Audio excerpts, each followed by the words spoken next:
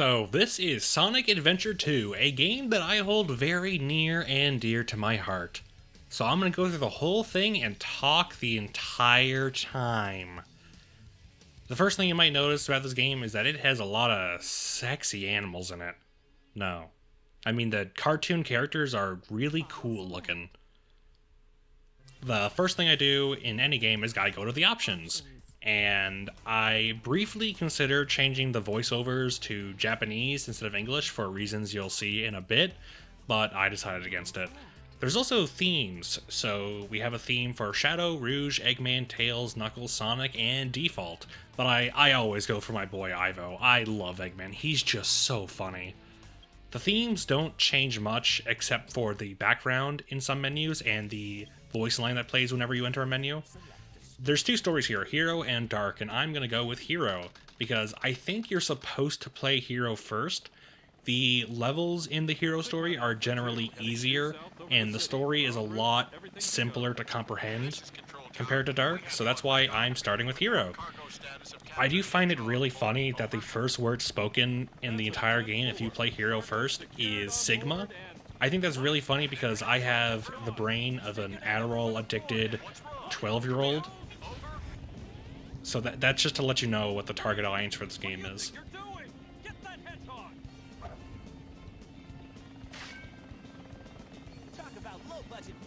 He said the line! He said the line! I like that line. I don't know, it really does encapsulate Sonic's attitude. Like, he's really composed, but also carefree. He's skilled, you know? He's in this very dangerous situation, but he's like, talk about a low-budget flight. He's making fun of his captors. And I think that's pretty good. It's a pretty good setting for what this character is. This is a fantastic intro, by the way. The fact that the music's rocking and the fact that it's synced up to when you land on the ground, it's impactful. It's memorable.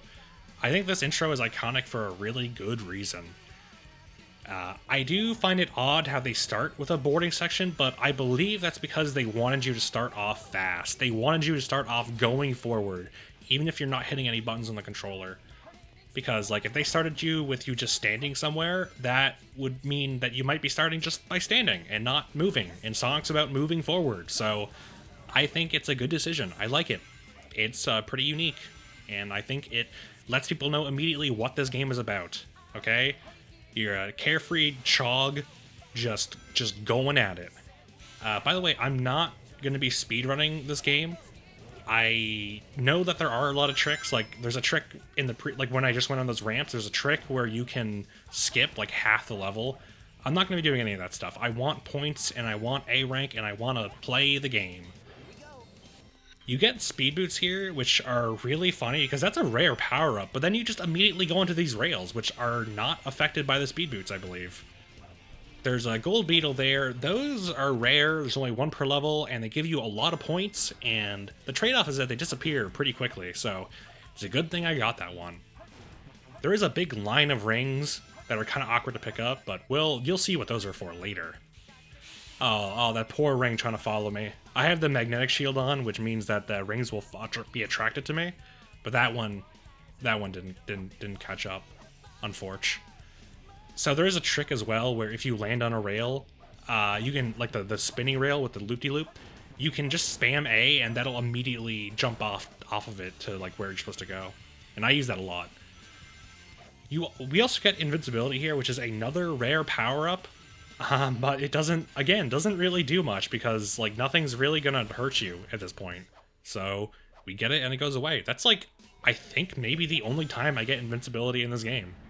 I don't know why they put it there. A lot of the power-ups in this game are just not utilized at all. And here we have the funny gun truck. Now, I like the gun truck. It's really cool and silly and exciting, but I think it pushes the envelope for what's acceptable just a smidge. I mean, like, gun in this universe is the government, and they're causing a lot of collateral damage just to catch this one little critter. So I think that could have been handled better. I also whiffed the gold ring here, which seems like it only cost me a few seconds, but it also inadvertently lowers my already shockingly low self-esteem. So this game is hard. This game is punishing if you don't know what you're doing. I get A rank. There are 5 ranks: A, B, C, D, and E. There are no Fs and no S's. I also get an emblem here. This happens at the end of every level, but I'm going to cut all these out from now on. That was the only emblem you're going to see. So you're welcome. This video is 2 minutes shorter than it otherwise would be. And here we have our first boss, F6T Bigfoot. He's not great. As you can see here, he's actually really quite easy. You just kind of hit him a whole bunch. I am going to let him get off an attack by not hitting him a 4th time, just to show you what he's supposed to be like. And it's so boring. It's so, look, he has like a little pea shooter and he just spits at you for like 40 seconds as you fool around in a circle. It's so lame. They really could have done a better job with the first boss. I don't know. I mean, I guess they got the setting right. Like, you're fighting a government-issued mecha that can fly and has a machine gun and several missiles. It's cool, it's just not fun to fight.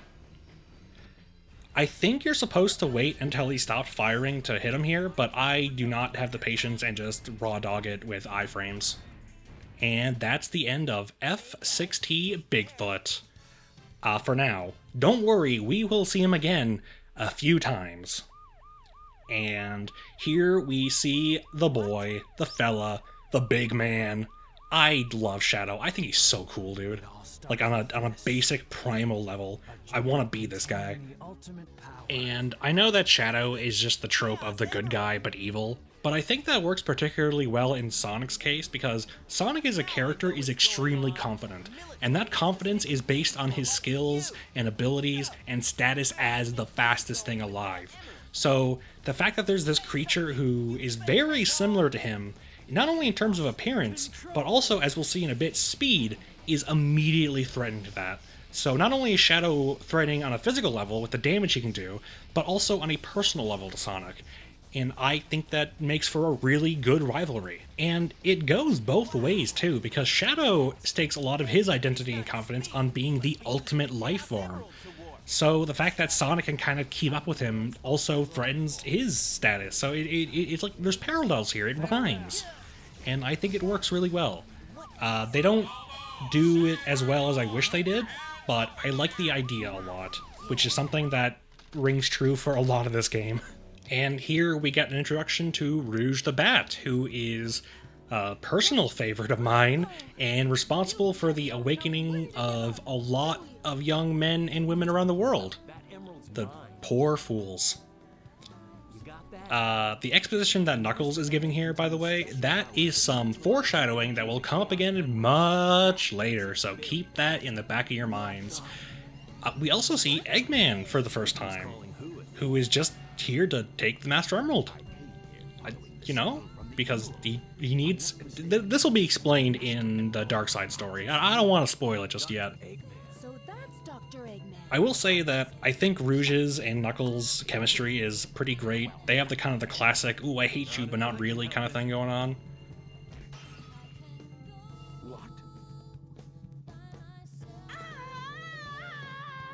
God, I wish I was Knuckles right now. Oh my goodness.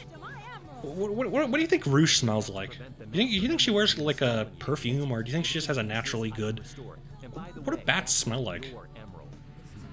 They live in caves, so I guess they probably wouldn't smell like that. I don't know. It's interesting. I gotta look that up. Rouge is pretty simple at first glance. She is just a lady who loves pretty jewels. I do too, so I don't blame her. But she does get progressively more interesting as the story goes on. Here we have the first treasure hunting stage in Wild Canyon, and as Amachow delightfully says, we have to find the 3 pieces of the Master Emerald somewhere in this area. As a first treasure hunting stage, I think Wild Canyon is pretty excellent because it's the smallest stage, and it has very clear, distinct areas of interest. So it gets you into the gameplay loop of using your glide to scour areas until your radar goes off, and you can pinpoint an area to really search through and narrow down your search. That's kind of the gameplay for all of his stages going forward. Some of the stages do it really well, some of them do it pretty poorly. Wild Canyon is up there in the good stage category. Normally the emeralds are spaced far apart, but in this case, I get an emerald and then immediately find the next one right next to it. That is really rare. That normally does not happen. It just happened that emerald was moving along a path that just led to another emerald. Don't expect that much. The most important thing in terms of ranking for these stages is time. Nothing else really matters except for time and how little hints you use. There are hint boxes around the stage you can use to get hints as to where the emeralds are, but I don't like using them because they give you less points at the end of the stage if you use them. And here we see Tails, who is super adorbs and really smart and cute, and I like him a lot. By the way, satellite TV. That's probably the most dated line in this entire game. Satellite TV. And here we see that Tails has run into Amy, who has run into Eggman. And as far as coincidences go, it's not the worst. I mean, all of these characters have reason to be on Prison Island. It's a little too convenient that they all meet up at the exact same time, the exact same place. Overall, it's small potatoes, but I feel like they could have done a better job. And here we have our first Tails stage, and it's a boss fight against Dr. Eggman. And it is not good. You sure do just hit the button. Eggman does juke me here for a full 360 degrees, but I punch him in the face for his insolence, and we can move on. Look at Tails' little hop in his machine. I love that. I don't know, I find that so adorable. Tails is so cute. Yo, bird up, everyone bird up, bird up, bird up, bird up. Here, if you notice Eggman's lips, they are not synced at all to the words he's saying. Not even close. And that's because this game, the animations were synced for the Japanese voiceovers and not the English ones, which is why I consider the Japanese voiceovers. But I think the English ones are funnier. And here we see Amy's here to save Sonic. Again. I love Amy. I don't know. I have a soft spot for just cheerful, positive, like bright girls. I don't know. I like them. They're a positive influence on my life. Amy is a crush on Sonic and wants to go save him, and she actually helps out. She has relevance in the story, which I like. She is absolutely not useless side candy, even though she's absolutely candy on the eyes. And here we have the first proper Tails / Beck stage. And it's okay. It's not as good as some of the other introductory stages, but I think it gets the job done. It's linear, and you can't progress unless you shoot the robots, and it lets you know that, okay, these stages are about shooting and destruction and not about speeding through and getting there as fast as you can. By the way, this spot up here, you're supposed to come back here later when you have a certain upgrade, and I'm so used to coming up here that I just did it without the upgrade, and I wasted a whole bunch of time. So I better cut that part out of the video. Robot jump scare, by the way. Did you expect that guy to jump down there? No, of course you didn't. How could you? And that's going to happen quite a bit from now on, so look out for that. Look out for the animatronic jump scares. Good FNAF reference, Brandon. Thanks, Brandon. And here, I try to do a funny trick where I jump onto the rails and go up to the next part without having to rise on this platform, but I miss it, and then I get sniped by this robot because I triggered its shooting without actually being up there. So I flew too close to the sun. I'm a modern day Icarus. And here we come to a reason why this isn't a really great stage. There's so much waiting in this stage. So much just, well, I might as well hold the button while this platform goes up. It's not terrible. It's a short little jaunt, but I wish this wasn't the case.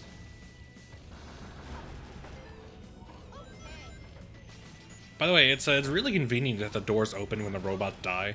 It'd be really awkward for Tails if if he shot a robot and then the door stayed closed and he's like, oh, well, I guess But thankfully, these levels are very video gamey. They do take a lot of liberties with the fact that this is a game and you're meant to progress, and the levels are supposed to be fun to go through and not realistic in the slightest. Which I appreciate. I don't mind it when games do that at all. Of course, I prefer if they're more naturally integrated, but I don't like it being limited.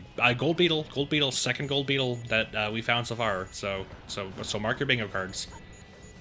Obviously, I shouldn't say obviously. Maybe you haven't noticed, but you get more points the more robots you lock onto at once. So you'll be seeing me like pause my firing until I get more lock-ons. You'll see that quite often, and it's pretty necessary if you want to get A rank, which I absolutely do. Like right there, I get about 7. I hold on until I get 7, and that gets me a radical, which is 600 points, which is quite a lot. It all adds up. And in this final part, there's a whole bunch of robots, and I get like a 11 or 10 or something. I don't know. I couldn't even see the number. But I get look at the move points, dude. I jump around here for a bit because there's supposed to be a robot in the corner, in the top left corner there, but I already shot it when I was coming into the room, which I don't normally do. So that's why that happened. I did it, Sonic! And here we see Sonic in jail, which is just a really funny visual. I don't know, but it's okay because Amy's here to save the day, and I really like this cutscene. I feel like Amy's voice actress has a lot of fun with this role, and I really like the dynamic between Amy and Sonic. They tease each other like they've been friends for a very long time. It's very cute, and I hope they end up together. In fact, they do in my head after this game. It looks like you could use it. I like how Sonic's pacing around and running in place because he's so used to being open and free and not confined. That black hedgehog? Did you see Whoa, it? Sonic, it? Sonic, come on, man. Come on, Sonic. It's current year. I know you're better than that. So yeah, Amy and Sonic, they have some bants, and then Amy sets them free. Amy does stuff in this game, which I like. Look how short Amy is compared to Sonic. I did not think she was that short. Man's behind this, huh? What's all that That writing on the wall is foreshadowing, but watch for the best line in the game. Hold on, look. Wait for me, Sonic! He's such a brat sometimes. He's such a brat sometimes. I really like that line. It's like it's it's delivered with like annoyance, but also like a tinge of love. You know, like he's such a brat sometimes, but you know, I like him for that. I like him for the upsides and the downsides. He's such a brat sometimes. To say that about Sonic, it's so true. Sonic can be such a brat sometimes. I like it a lot. But here we have Metal Harbor, which is one of my favorite stages in the game. It's short, but it's pretty technical, if I could use that word. It also has the best power-up in the second best power-up in the game, the light shoes, which whenever there's a trail of rings, you can press B next to them and just go real fast along them. And that leads to some pretty look at that. It just feels really nice. It leads to some pretty high-speed octane gameplay. You can hit those planes, by the way. I just missed both. I just missed both times. So I'm not as cool as you guys think. I'm sorry. You're supposed to somersault through these barriers here, like I just did there, but if you just hold B, you can kind of walk through them, which I find really funny. It also saves me like 0.5 seconds, so I do it anyway. It's not a big deal. I know I said I wouldn't be doing any speedrun tricks, but I meant like level skips, okay? I meant like gigantic skip half the level skips. If I'm gonna do something that is just funner to do and saves me 2 seconds, I'm gonna do it. We also got the speed boots here, which is really great because this is a timed section. You have to get to the very top before the time runs out. And there's the top, but we're going to skip that and go to the super secret top for cool dudes like me. And this gets you even more points. This is the only way to get A rank on this level, I believe, is to go to the super secret top part of the stage. And then we jump down into the giant metal tube, which exists for I don't know what the purpose of this tube is. It's like a Tower of Babylon that just goes straight into the sky. And then I think that's the last boarding section of this game too, by the way. So they used it once in Cityscape and once here, and then I believe that's it. But anyway, we beat the mission, and of course we get A rank. We got A rank, okay? We got A rank. It's fine. It's fine. I'm not mad. And then we get into the jungle, which was right next to Metal Harbor, so it's fine, okay? Geologically, it makes sense. These two places are really close to each other. And here we have one of my favorite cutscenes in the game. Faker. Faker.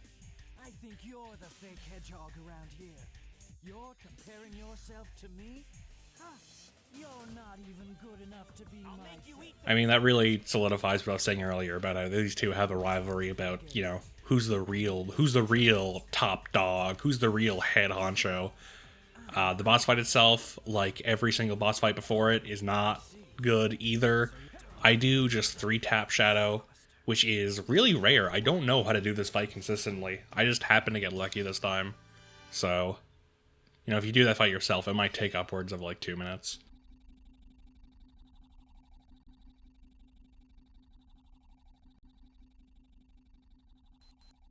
Shadow, what are you doing? Hurry and get back here right now before the island blows up with you on it! Blows up? You might be thinking, why is the island blowing up? Well, you'll get that in you'll get that in the dark side story mode, okay, fellas? Look out for that. This is a green forest, which it's a pretty alright level. I think it's probably on the top of the bottom half of levels in the game. Like, I like it. It's just a lot of it. It's a little jank. If you'll see in a bit, it's a little jank. Right here, when I collect these coins, you're supposed to go onto that railing, but it's so inconsistent to get onto that rail. I don't know why. And then, like here with these homing attacks, it is actually shockingly hard to finish that chain. I don't know why they made it so inconsistent, but I play this game a lot, and I still can't get that every time. Maybe I just suck, but I kind of doubt. Can I be self-confident with this game and say that I feel like I'm good enough where I can say that that is actually just inconsistent and it's not just me chugging balls? Anyway, gold beetle. There's another one. This is my overly long, convoluted tutorial on where to get some of the gold beetles in the game. So, if you want to know, if your friend's asking, hey, where do I get gold beetles? Send them this video, and then they'll probably really like you. I make a detour here to get Ancient Light, which you may be wondering what it does, but that's the thing. It doesn't do anything. It might as well not. I don't use it at all this entire run. Basically all it does is it adds extra effects to your spin dash, but I think that's worth it. That's worth it enough to get it. So that's why I did that. I think it's funny and cool. There are some optional power-ups which I won't be collecting. That's just one of them because it's a personal favorite and I know where it is. A lot of the power-ups I pick up once and I'm like, and then they immediately leave my mind. Yeah, I should probably redo that, but man, you would be surprised how many of these commentary takes I redo because they're not good or because I mess up, and I just want to give myself a break. If I redo every single one, I'm not gonna get this video done. So please forgive me. I'm sorry. You may also notice that this stage is timed. There's a big timer in the top right. It's so generous, though, that it might as well not be there. It's just there to add some fuel to the excitement of the level. I don't even know what happens when it hits 0. For all I know, Sonic combusts and hyper-realistic blood spurts out of the screen, and it tastes kind of funny. But I don't know. Maybe I should figure it out, but I don't want to see Sonic die. I don't want bad things to happen, not even for science. This last bit here, there's a bunch of springs, and the higher the spring you hit, the more points you get, and I believe I hit the highest one, so that's why I got the most points, and that's why I got A rank, because I'm really good at this game. That was cool. That was cool, Sonic, thank you.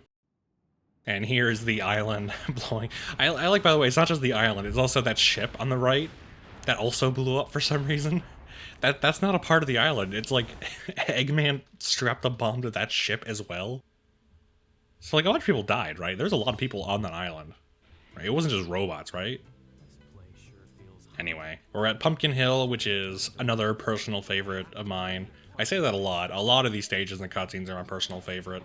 And here we get a free upgrade right in front of us, the Shovel Claw, which is pretty integral. A lot of emeralds and such from here on out will be hidden inside walls and whatnot, and we kinda need to dig into them to be able to get the emeralds.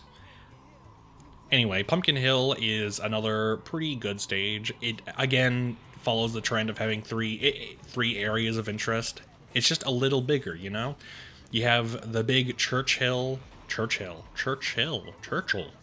funny tank monkey, Churchill. You have the funny Churchill. There's another hill with a bunch of trains on it, and there's a third one, you'll see. I don't have names for them all, I'm just coming up with them on the spot. We find the emerald and get a perfect, which is pretty cool because I want to get A rank in all these. And so, fun fact, so Knuckles' songs, they're all like rap music, right? And Pumpkin Hill is no exception. It's probably the most iconic Knuckles rap music song, Pumpkin Hill. And I like it a lot, I think it's good. But this is a side anecdote, I'm sorry. I'm going to give like one anecdote, okay? Just one. When I was in school, we had to do a music presentation, and I chose to do mine on Pumpkin Hill. And this was in high school, so I was not a young child. I was a slightly older young child.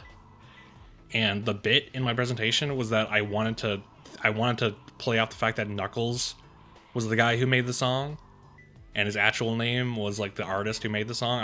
It was really dumb and stupid and cringe, but it turned me into the person I am today, so it was even more not worth it.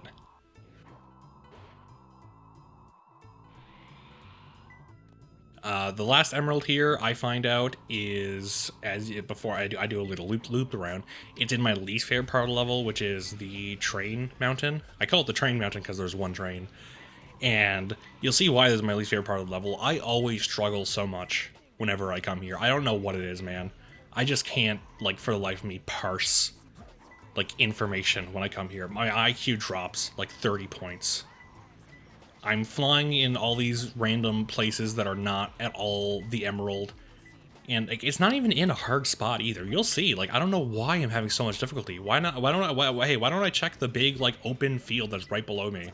Oh my god, the shocker is right here. I don't know what, I thought it was like inside the spike ball thing. Why did I think that? Is it like Mario? I ground pound it 3 times and then the spike balls break the fence and I don't have the bomb clip? What the?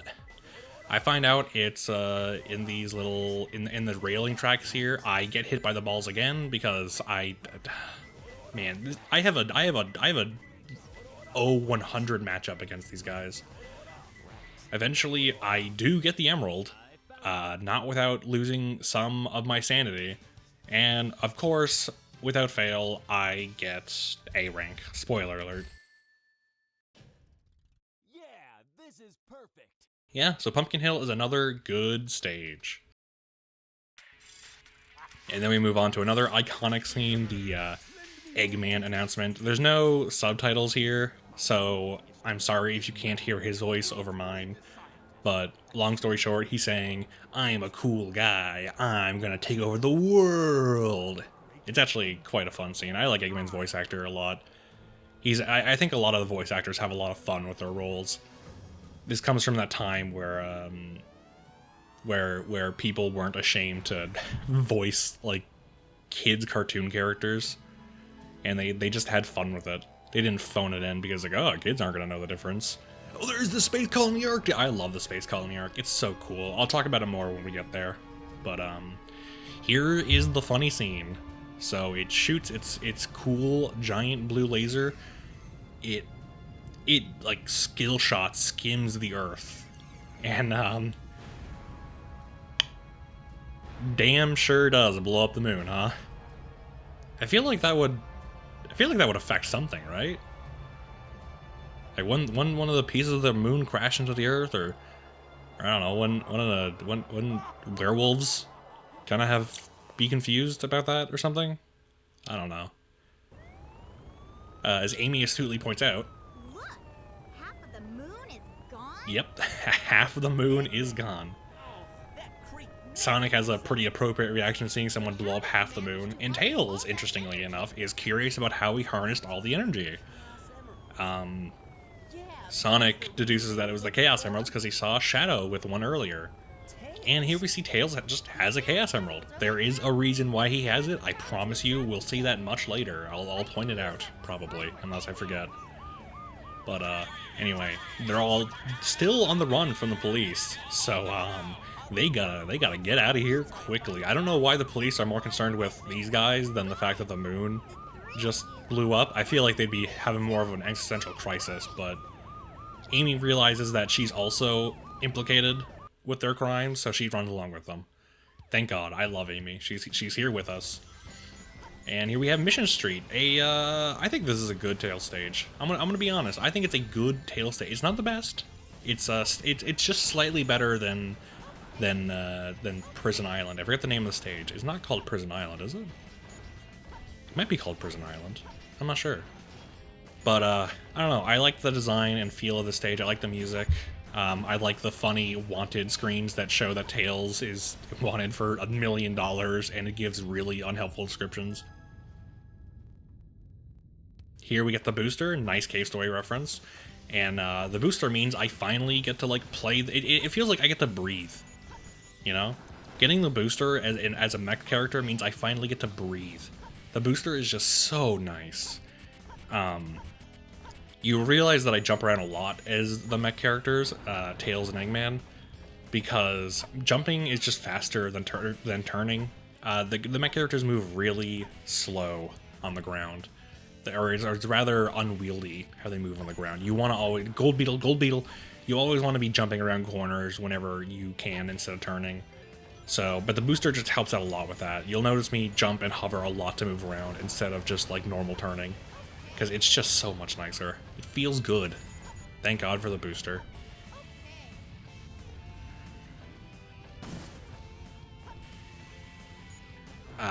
The reason why this stage isn't as good as it could be is that there is a lot of waiting in this stage as well. Not here in particular, but maybe earlier you noticed I had to wait for the big giant smashing block to come down before I could ride up it. We'll be getting a little bit more of that soon, and there's also a few more just sections that are really slow and kind of boring. But other than that, I really like this stage. Probably because it reminds me of one of my other favorite stages going forward. You'll see that again. There's a lot of foreshadowing this episode, huh? I do a lot of foreshadowing.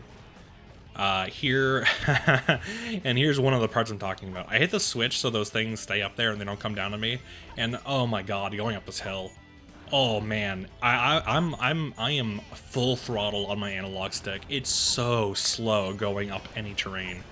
I think this is the only part of the game where you have to go uphill, and it feels like it. It like, oh my God, it's like you're driving a semi up a 45-degree hill. I don't know how they managed to emulate the feeling of pushing a machine up so elegantly.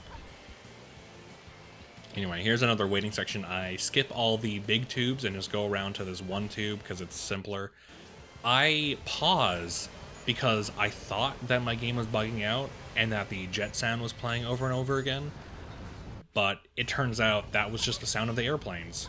So I just paused for no reason. So if you wanna, there you go. That's what the pause button looks. That's what the pause screen looks like. No, I'm gonna pause again a few more times. I think at least once or twice. I'm gonna pause again. But that's if you were curious, that's what the screen looks like. By the way, I'm editing out a lot of my. I'm a little sick today, so I'm editing out a lot of my sniffles and nose noises. So you're welcome for that. I get robot jump scared, and I lose all my rings. It's really hard to get rings as the mech characters because there's so many robot jump scares. You're meant to take hits. It's why they have a health bar, because a lot of things are going to be shooting at you and jumping out of nowhere compared to the speed characters where you're generally not going to get hit. But, you know, it just makes it so... I want rings, too, because you can get rings to buy stuff from the Chow shop. You can see there my total rings is 774. I'm going to need a lot more in the Chow shop. I'm not going to go to the Chow Garden. I'll talk more about that later, but I just want to mention that. That is a mechanic here. And here we come to Aquatic Mine. Probably the worst Knuckles level that we've seen so far. It's not terrible, it's just not as good as Wild Canyon or Pumpkin Hill. And the main mechanic of this level is the water. You can hit some switches to drain or raise the water level, but it's not utilized that great. I see a emerald out of the corner of my eye and I go swipe it, which always feels fantastic. But the water level mechanic is not good because really there's very little reason, I should say, to ever raise the water level. You kind of always want it drained, because I believe there's one, maybe two emeralds that can spawn that actually require the water. Most of the time, you can just drain it and play the level normally, which is a little unfortunate. I really wish you could utilize it more, like a wet, dry world from Mario or something.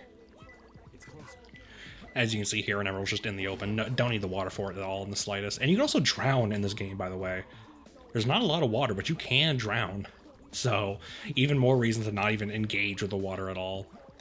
This level also, like, the areas of interest in this level are separated by a lot of choke points, so it doesn't feel as open-ended as some of the other levels do.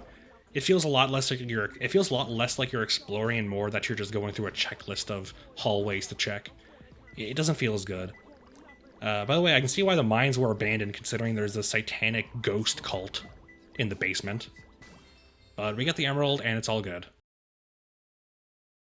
Not the worst level. It's probably on the good half of levels, just at the bottom of the good half of levels.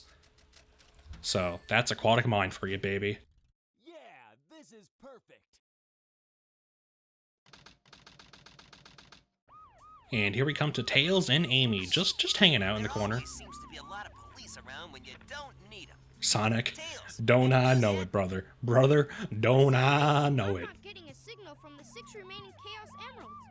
Maybe Eggman took the emeralds into Tails saying that Eggman took the emeralds into outer space isn't a gigantic leap in logic. It makes enough sense. And it's confirmed very shortly anyway, so I don't mind it too much as a conclusion. Also, we get Knuckles suddenly, who was just, you know, he came from the mines that just happened to be connected to the San Francisco sewers, which is really funny. Where are we anyway? God, this is the second time Knuckles gets held by a very cute girl. I managed to find Why does he get... oh man, I wish I was Knuckles. computer. I'm following What do you think Amy smells like? right now.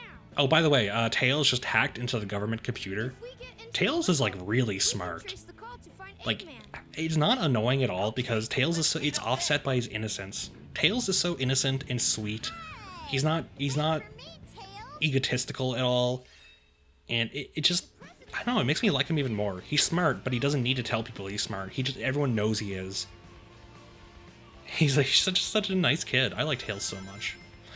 By the way, you may have noticed this next stage is a little different because we're driving a car down a road.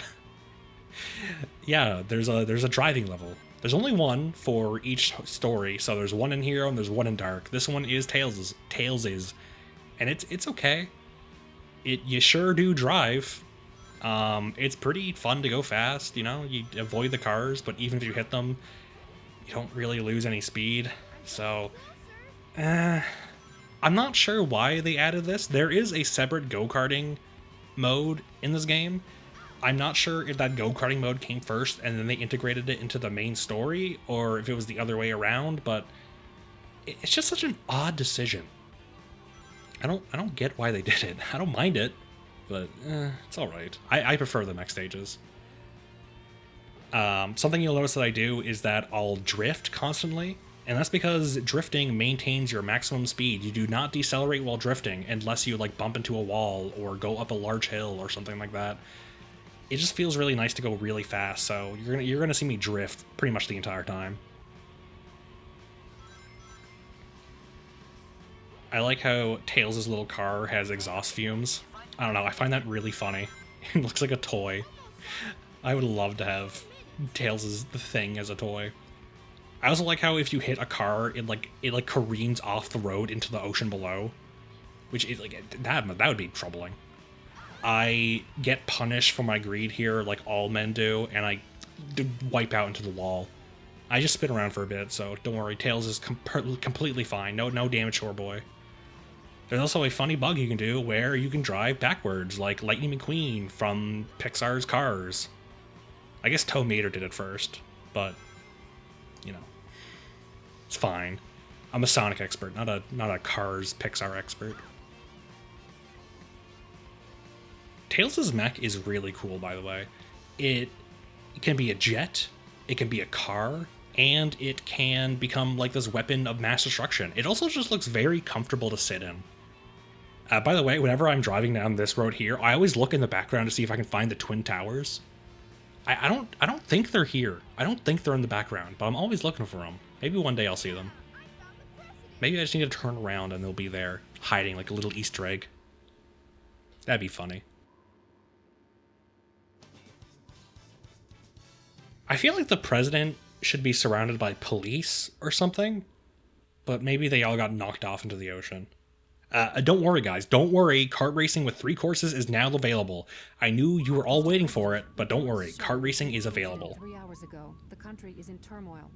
Our financial communities are impacted, and our That secretary, I like her so much. She's really cute. An emergency meeting has been called. Did you know that she has her own theme in this game?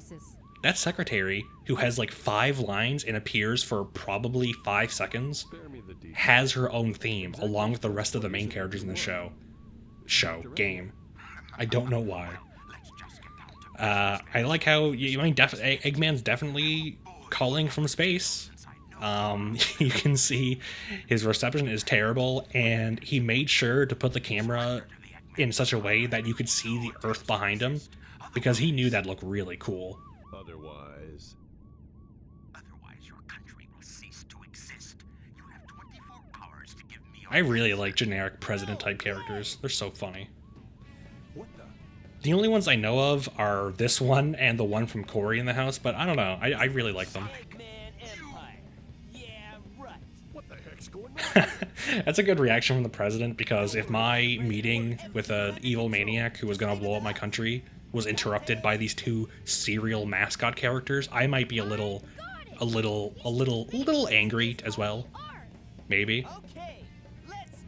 I mean, if it was me, I'd probably be really excited. I'd be like, "Oh, Sonic, Tails! Oh, I want an autograph! Oh, Tails! Can I touch your tails, Tails?" Receiving an incoming signal from our agent. That incoming signal from the agent is going to be relevant soon. Don't worry. That is not just a random line. Here, Knuckles says that he saw Eggman go inside that pyramid, which is true. That was in the cutscene when we first saw him. But he also says that Rouge went in there with him as well, which is not true. We did not see that. In the original Japanese dialogue, he only says that he saw Eggman, and then he asks the others if Rouge was with him or not. I don't know why they changed it, but that's the only translation thing I'm going to bring up this time, just to let you know that the Japanese is absolutely, like, the translation is not as accurate as I would like it to be. I have a fan translation that I've played through the game with, and I like to believe that it's more accurate because you know the state of localization these days. You can never be too careful. I always trust like a passionate fan's translation more than I do a whoever they hired for that week on the company to do the translation. But maybe I'm wrong. I don't know. Any Japanese to English people out there? Who really know a lot about Sonic Adventure 2? Was that correct? Was what I said just correct? If not, I'm sorry, and I'll apologize. I'll give you a big apology hug if I was wrong. And anyway, this is Hidden Base, and I quite like this stage. I think it's really fun to go through. It's kind of non-stop platforming and shooting. There are parts where you wait, like here, I have to blow up the thing and then I wait for it to fall down. But if you blow them up quicker, like if you lock on earlier and fire earlier, then you don't have to wait. So it's pretty dependent on your skill, and it's really just non-stop fun. I like the stage, I like the music, and I like the theming of it. It's neat, okay? It also has a mixture of gun robots and Eggman animal robots, which I find pretty neat. You don't normally see the 2 of them together. Normally either one stage has Eggman robots or one stage has gun robots. Very rarely do you see both of them at the same time. The difference between them is obviously the Eggman robots are a lot more cartoony, and the gun robots are a lot more, cool military looking. But also, the Eggman robots drop animals, and the gun robots drop chaos drives, which are both used in the Chow Garden, which I will talk more about later. But if you're wondering what these little things that the robots keep dropping are, then there you go. They're animals and chaos drives. I'll explain what they do later, probably. I do a little skip there where I hover over the bricks so I don't have to shoot them down, which feels nice. I always like doing little skips like that. It's surprisingly hard to do as well, so I'm glad I got it, and I look really cool in front of everyone. However, I do run around in this maze like I'm a fresh install Black Ops 2 Zombies player playing on Buried for the first time. And I was trying to find those 3 capsules there, but I just forgot where they were. And I looked really embarrassing because of that. Sorry guys, sorry fellas. Sorry. Not as cool as you thought I was. I think I've already said that today. Anyway, you may have noticed that door with the funny pedestal next to it. That is for the Mystic Melody power-up, which I don't use this entire game. I'll explain it much later, I believe I will, unless I forget. But it is not relevant at all for the main story. Don't worry about it. It's just a funny-looking door for now. I use the jet engine to go onto this little ledge so I can skip all that nonsense on the left, which, again, feels really nice. Feels really skillful to be able to skip things because of your level knowledge and platforming skills. I like this level a lot. I think it's on the good half of Tails levels.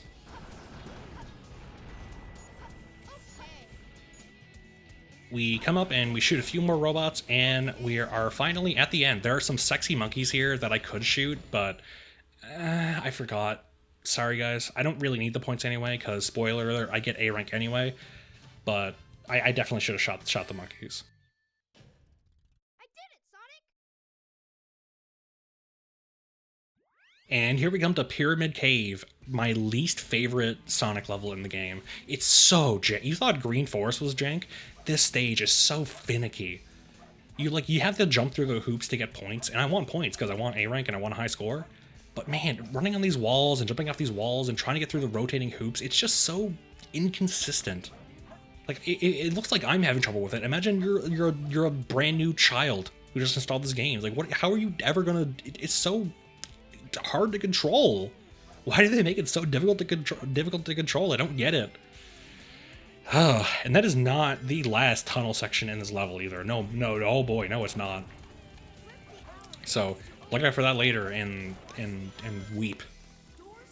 These are more loop-de-loop rails where you can release from the first one, spam A, and then you'll immediately release from the second one. It's you have to spam A a bit faster than the previous one, but like the previous time we've done that trick, you have to spam A a little bit faster, but I'm pretty good at spamming A. My record in Mario Party 4 domination is like 111 or something. But anyway, we get the bounce bracelet, the actual best power-up in the game. It's so fun. I love the bounce bracelet. I'm eyeing that robot. Look! I get to bounce around like a little ball. It's so fun. It feels really nice to use as well. There are some cool bugs and glitches you can do with it. Sonic's the only one who gets it. Your counterpart Shadow, when you play as him, he does not get it, so only Sonic gets it. It's so fun to use. It's also very practical. You can use it if you want to reach the ground faster.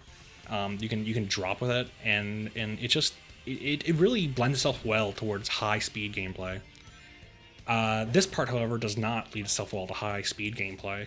There's another key that we need to get, and to get it, we have to go all the way over here to this stupid dead end, and we have to kill these robots because they're really scary, and they always snipe me. I always get hit by those robots. I don't know what it is. These are like the scariest enemies in the game.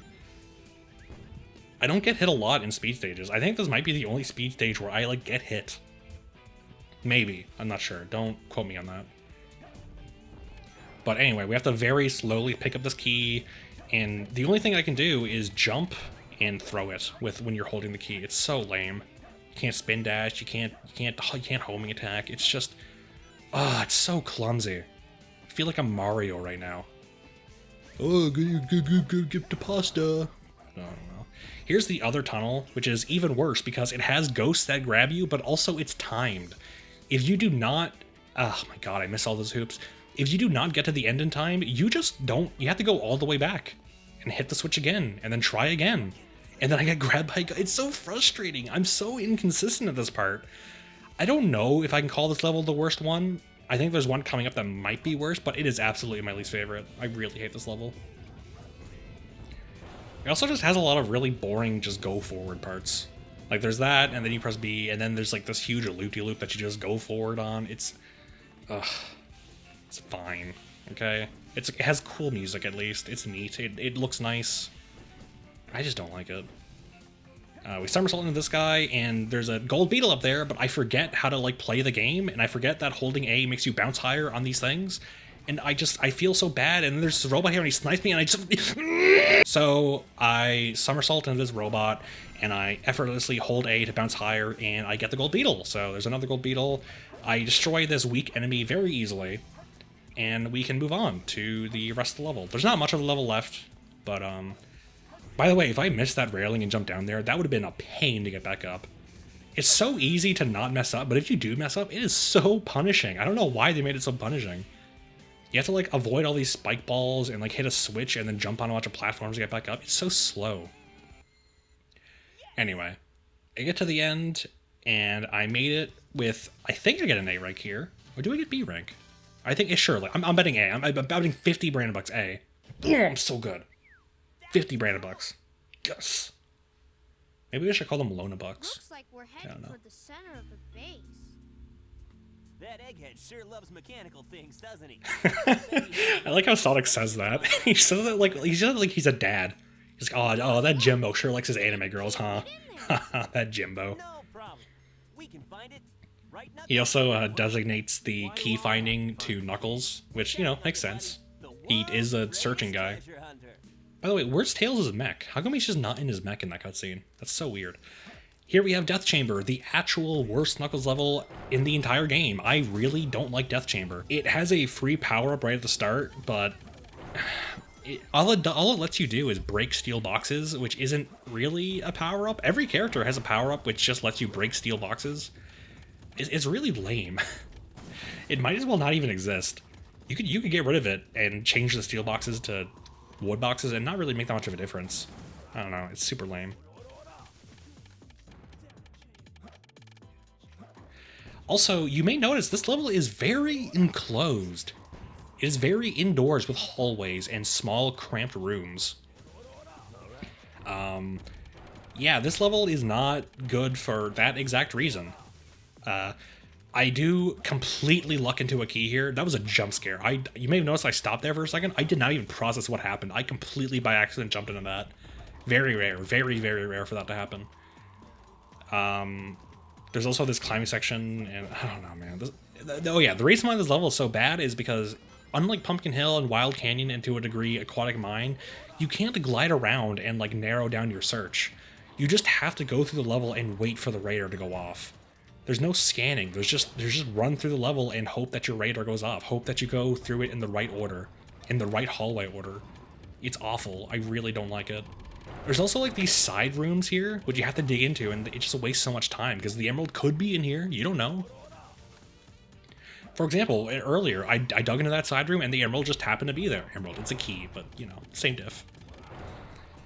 This is just my least favorite level. It's also really hard to get A rank in. I'm making it look pretty effortless now, but this has taken me upwards of like, even recently, I've played this level like in my free time. It took me like 4 minutes to complete, and that did get me an A rank because they knew how generous they had to be with the rank system for this level. But it's so long. Imagine if you don't know anything about this game and you have to play this level, which I did when I was a child. It's so lame and obnoxious. I hate this level so much.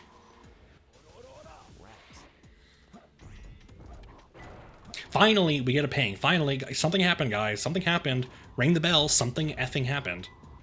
Oh.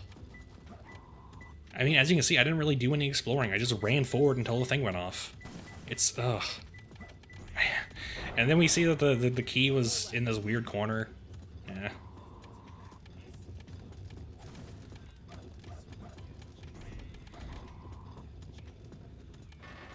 I love the sound of Knuckles' little footsies, by the way, on the metal grate. Man, I wish there was a trap above me. I would love for there to be a trap above me. Yo, any traps really into guys who are really good at Song Adventure 2? Yeah, hit me up.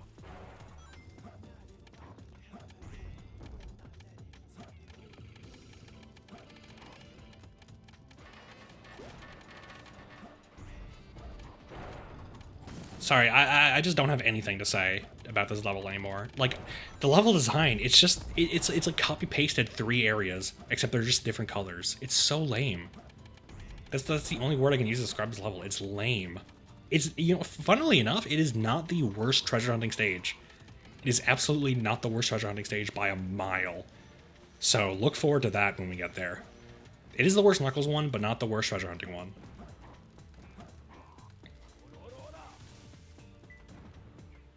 Finally, the radar goes off, and there is, it's in this guy here, the funny Spikeball man. There is a mod to change the radar so that all of the Emerald radars are going off at the same time. So, like, you don't have to get one Emerald to unlock the next radar. But I don't like to do that. I don't like changing the gameplay of Sonic Adventure 2. I don't know. I like playing it vanilla. That's just how I am. I still get A rank somehow. By the way, it took me 4 minutes to do that level. I got A rank. Here.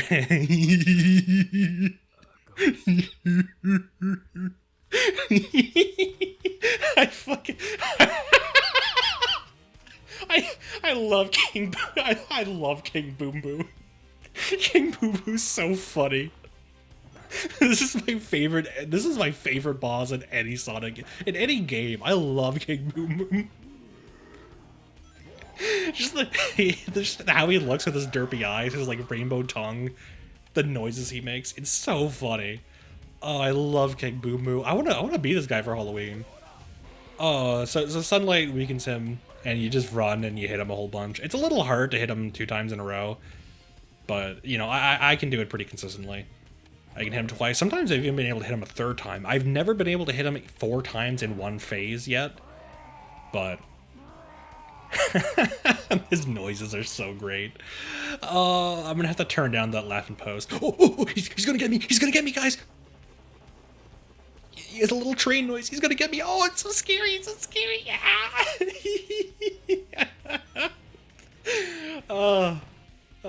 King Boom Boom.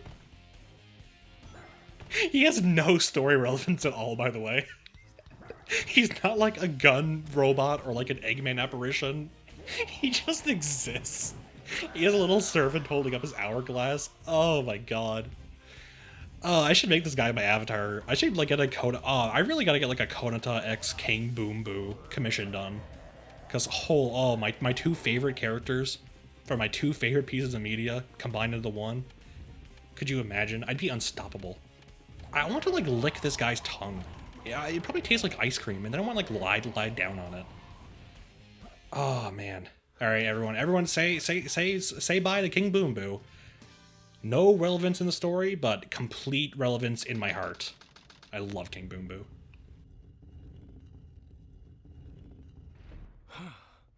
That was pretty rough. We did it! Let's go, Amy! Yeah! You little thieves. You little thieves! I love that line. I love how he delivers that. Look how casual he is. He's like, hello, yeah, guys, what's up? Eggman's so funny. You little thieves. This time, I'll take your lives as well as the Chaos Emerald. I call on you to destroy these pests. Come out, my servant. Now this is an Eggman. Look at Eggman in the background. He's like, yeah, get him. Even Sonic is freaked. He's like, whoa. But Eggman in the background's like, yeah, get him. He's like waving his arms like, yeah, he's doing so cool. And here's the Egg Golem. It's a pretty unique boss. It's not that... It's really funny now that I'm thinking about it, though. This game does not have good bosses, but then it has the best boss in any video game in King Boom Boo. I don't know how they managed to accomplish that. Egg Golem's not nearly as funny. You do just kind of go behind him and jump on his conveniently placed platforms and then hit his brain 5 times. There is a trick where you can use the bounce bracelet to instantly get a lot of height and just hit him like 4 or 5 times in a row, like without having to do any of the platforming, but I don't know how to do it. I'm not good enough yet. Yeah, it's an okay boss fight as far as boss fight go. As far as Sonic Adventure 2 boss fights go. I do get hit there because I was trying to do the trick where you use the bounce bracelet to jump real high, but I pay for my hubris. Just do it normally. Just do it like every other peon does, okay? By the way, those little emblems, those little markings on the platforms on the back of his head, I thought those were Japanese symbols for the longest time. Turns out, they're actually Anubis eyes. You also saw me try to do the trick again there earlier. Yeah, they're like little Anubis eyes. I did not know that until I did this playthrough. I only noticed it while I was playing. I don't know how. It's pretty fun thing to learn. And here I somehow mess up the baby grade 3 platforming. I don't know, man. I guess sometimes I try to move too fast for my own good. I'm like, I gotta quick. I gotta go really quick. Oh, I gotta wait for the. But you know, I guess because I realize how limited time I have on this earth, and I don't want to spend it waiting on Egg Golem. But down goes Egg Golem. He's pretty easy.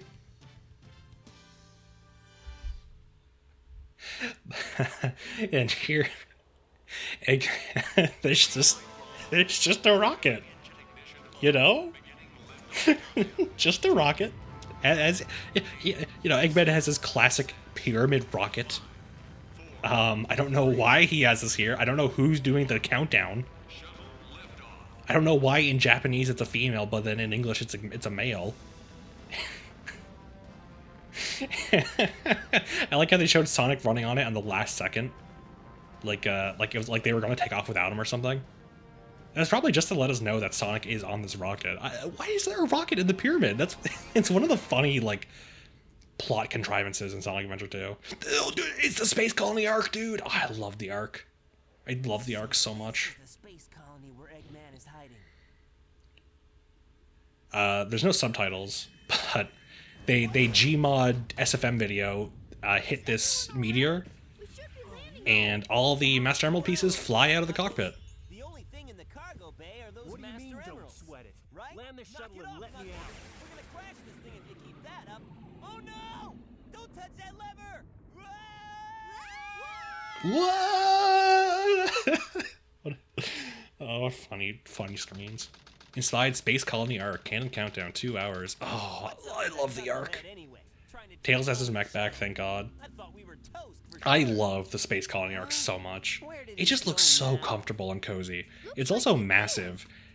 There is this activity you can do online that I found. It's called the Time Stop Chill Zone. It's like an imaginary relaxation place that you can create using a guide. I'll put a link to the image in the description. Called art. And my Time Stop Chill Zone has always been in the Space Colony arc. I want to live here.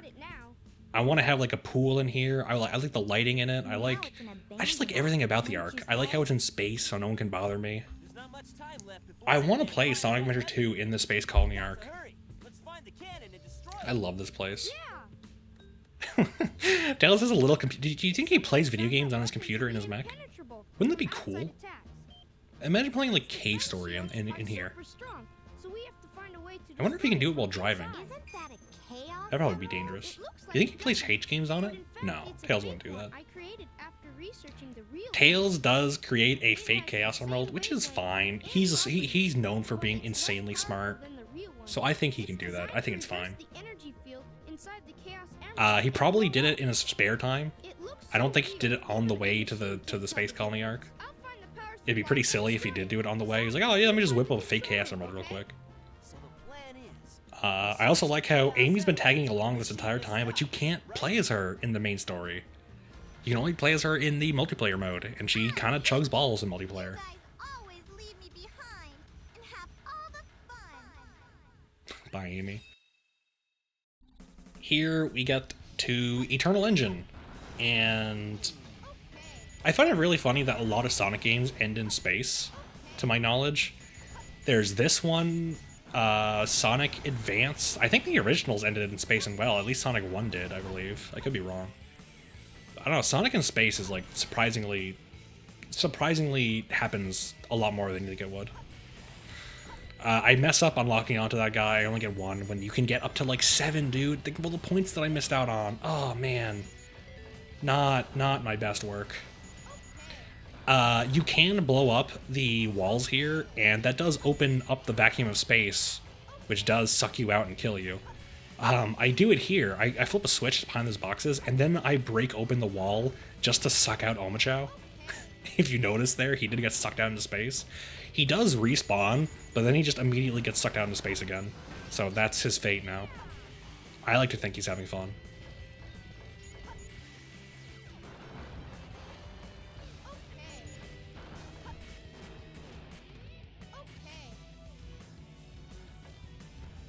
The missile here is a little finicky, and I was too... Oh, I just barely make that jump there. That was so scary. I can't believe I did that. Here's another switch. This level's not too bad. It kind of reminds me of Pyramid Hill, where there's not a lot of waiting. You do just go forward most of the time. It's just a little worse. There are a few moments where you have to wait for doors to open, or you have to wait for the what are they called? The pulleys to pull you up. But other than that, it's fine. It's just cool too. I like how you can go into the vacuum of space. I think it's funny. You may have noticed some funny blue guys earlier. Those are Chaos replicants. And I think they're really cool enemies. I like Chaos a lot, and to see him back in like this form, you know, at least like, you know, part of his design back in this form, I think it's neat. I like it. By the way, there was a locked door there. I don't know how to open that door. I really don't. I should know how, but I don't know. I play this game so much, I never bothered to figure out how to open the door. I never looked up any guides for it either. I generally don't look up guides for games, but I especially don't look up guides for Sonic Adventure 2. I just learn what I learn by naturally looking at stuff that I find. You know, like I'm interested in speedruns, so I look at the Sonic Adventure 2 speedrun, and I just happen to learn things there. I don't go out of my way to look up stuff, though. Which, yes, I do think makes me better than everyone else in the world.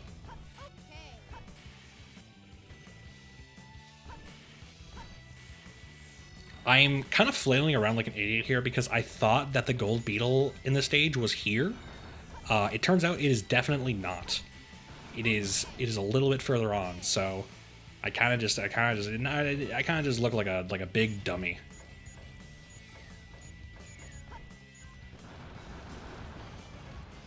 I also find it really interesting how the Sonic Pals can just survive in space. There's no explanation or anything, they can just do it. Look at the funny blue orb guys. They're so silly. They remind me of you ever see that slow-mo guys video where they like fill up a giant water balloon with a guy in it and then they pop it? Like, it kind of reminds me of that. I don't know, I find it really silly. We take our time going up this elevator because we need to get this power up here, which, much like the Knuckles one from earlier, the bazooka, all it does is let us break iron containers, which, again, is like such a boring power-up. It doesn't even make our gun do more damage, because our gun one-shots everything anyway. So, you know, it's just lame. It's a lame detour. This part here is a little scary. If you blow up both of those explosives, it removes the floor, so if you mess up your jump, you just get sucked into space. Which is scary. This is a scary level. This is a scary game. I'm sorry. I should have put like a warning at the start. This is a scary game, so you better turn the lights on. And this part of the stage is pretty fun. I like flailing around, so it's like aiming in a different way because you can aim up and down. You have to wait. You can also hover to briefly get some stability in your aiming. It's a neat section. I like it. It's okay. I do get sniped, but it's fine. You know, I've given up trying to get rings in mech stages. I just know I'm inevitably going to get hit anyway.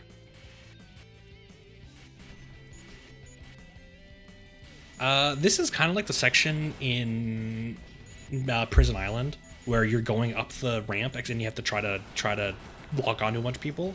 But here you get to choose your pacing and you have to dodge things. It's a lot more engaging. I like this section a lot. I like sections like these where you have to control your descent. And here we destroy whatever this is. I forget what it's called, but you know, it takes a little bit, and I'm not sure if you can actually die if you mess up this jump here, but it'd be really sad if you could. I think you might get pushed up by a gust of wind, but I'm not sure. Man, look at how many points I got, dude. That's so many points. I like seeing the numbers go up a lot. This is not the stage where you can get the most points, but I like any stage where your number goes up, because I'm pretty dumb. Now put that emerald. Tails, tell Sonic to meet you back at the research facility. Sorry, Amy. This is the second time Amy has needed to be rescued. She's not really good at dealing with predators. She's kind of min-maxed for cuteness and sass. They need to bring her along, though, because, you know, she is wanted by the police, and she's, you know, you want to make sure Amy's safe. I mean, they don't do a great job, but she doesn't die, okay? Spoiler alert, Amy does not get brutally murdered in this video game. So, you know, I think they did a good enough job. Anyway, we cut to Meteor Herd, and this is the last Knuckles stage, and also not the worst. It's better than Death Chamber. I like it. I like it. Can I be controversial and say that I like Meteor Herd? It's very large, as expected from like the last stage, but it's also very open. You get to fly around, and you get to explore and look at all the pretty sights. I don't know, it feels nice. It feels so much better than Death Chamber, where you're just walking through hallways. There is one flaw with the stage, and that is the bottom part of this level is massive. It is insane how long it takes to scour the bottom part of this level. As you can see, it's just a big, like, shape. It's just a big circle. And if you get an emerald down there, it's so boring. You just have to run in a circle until the radar goes off. I would like it a lot better if this bottom part was, like, squashed a bit. I feel like then this level would be pretty aces. As it currently stands, it's like probably the third best level in the game. I like Meteor Herd. Anyway, I realize I'm probably not going to get A rank at this rate, so I take a little detour to hit this rock into this gate. Not just for fun, I actually need to do this for a reason that you'll see in a little bit, but it is shockingly hard. I don't know what it is. By the way, you can see, anyway, we open the gate and we hit the switch, which opens up the secret passage. But as you can see, there was a meteor that landed next to the rock. You can get hit by those meteors. It's really rare, but you can just get sniped by random meteors. And here we get the sunglasses, which, make you whistle. No, they let you see hidden objects and also make Knuckles look pretty silly. They're probably the... I was going to say the worst power-up in this game, but considering how many useless power-ups there are, not the worst. This power-up's really useful in some of the alternative missions, like getting 100 coins. Outside of that, though, all they really exist for is I just think they look nice. I don't know. I think Knuckles with sunglasses is really funny. I do finally get an Emerald proc, but man, it's 2 minutes and 30 seconds on the stage, so I just bite the bullet and restart. Gonna try again because I still want A rank. As you can see though, I'm going pretty much the exact same path I did last time, where I run to the middle, hit the spring, take the rocket, check over here, and then I check over here. It's just a path that I've naturally developed over time, and I like it. We see that the emerald is somewhere around these boxes, these like tubes, these horizontal containers. Normally, it's really good when they're here, because this is a pretty easy place to navigate, but I have a lot of trouble for some reason right now. I even run into the surprise funny spike box, because, you know, that's good. They put that there just to trick me. I know that. It does end up being, I believe, not even on any of these boxes. I believe it's on that little, yeah, they had this area up here, which is really funny. Oh no, I was wrong.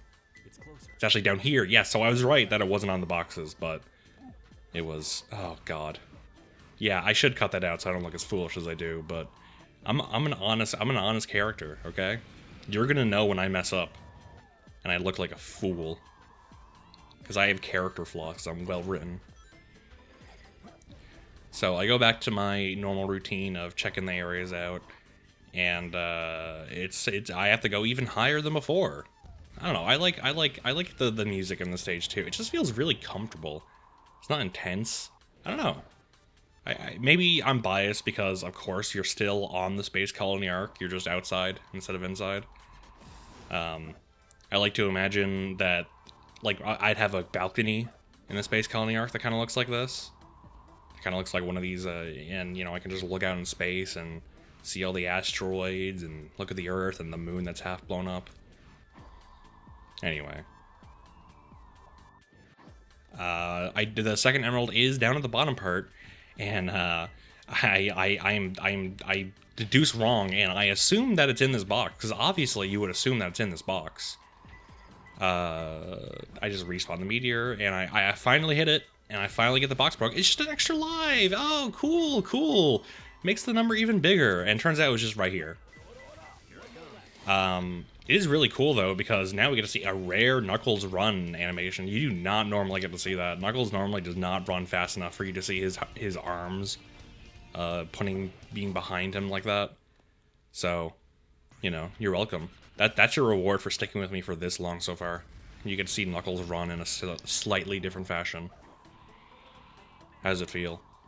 Great, I imagine.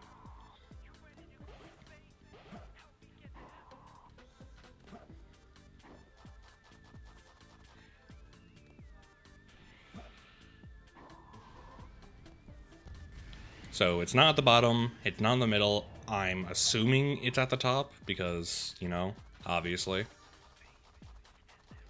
I will say, to get to the very tippy top, it's a little annoying how you just have to climb there. There's no rocket or spring or anything that gets you up there instantly. You just have to climb.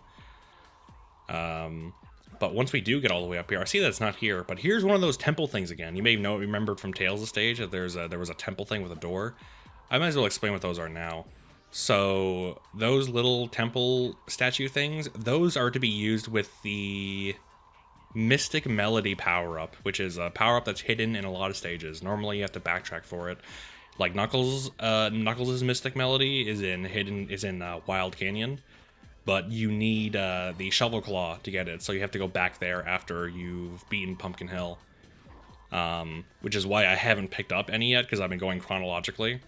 But the point is, you use Mystic Melody on those temples, and most of the time they just bring you to a hidden spot with like an extra life or something.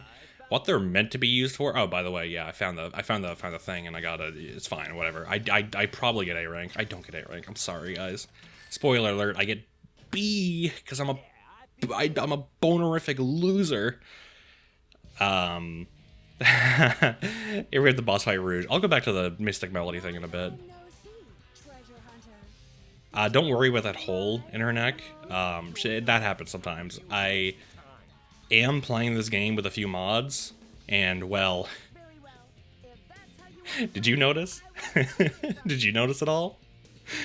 Anyway, yeah, that's not the game's fault, that's my fault. I am so peeved off at getting that B rank that I'm using my secret ancient technique passed down by my father onto Rouge here, and she doesn't stand a chance. Yeah, like how you can see her fall right next to Knuckles. Long story short, Mystic Melody is used to get the Lost Chow in a side mission. That's like their main purpose, okay? They're not used for the story at all.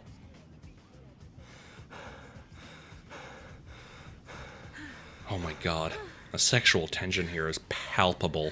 Stop fooling around and give me back my emeralds. What are you babbling about? You call yourself a hunter attacking a lady? Shame on you! What kind of lady goes around stealing gems anyway? Those belong to me! Rouge does slip. I mean, you know, I guess that can happen. She's about to be cooked alive. But then Knuckles, oh my god, he saved her! I did not see that coming. Well, now she kind of has to, right? Keep your hands to yourself. She's so tsundere. Say thank you to someone who just saved your life. Saving my life. Don't think I owe you one. You just wanted to hold my hand, didn't you? That's why you saved me. You're such a good Man, she gives out such Nagatoro vibes. That girl, I was saving her. Oh, I love Rouge. She's so cute. Yeah, Knuckles and Rouge absolutely get together. There's a debate on Knuckles and Rouge versus Knuckles and Knuckles and Rouge versus Rouge and Shadow. I've always been a Knuckles Rouge fella. I think they're really good together. You know, Knuckles is a pretty straight man, and Rouge likes to tease a lot. Finally. You know, they have a good chemistry. What? I'm sorry if I hurt you. I don't know. They only have like 2 cutscenes together. 3 technically. We should get going. But it's nice. Look at that smile. She wants him. She wants him.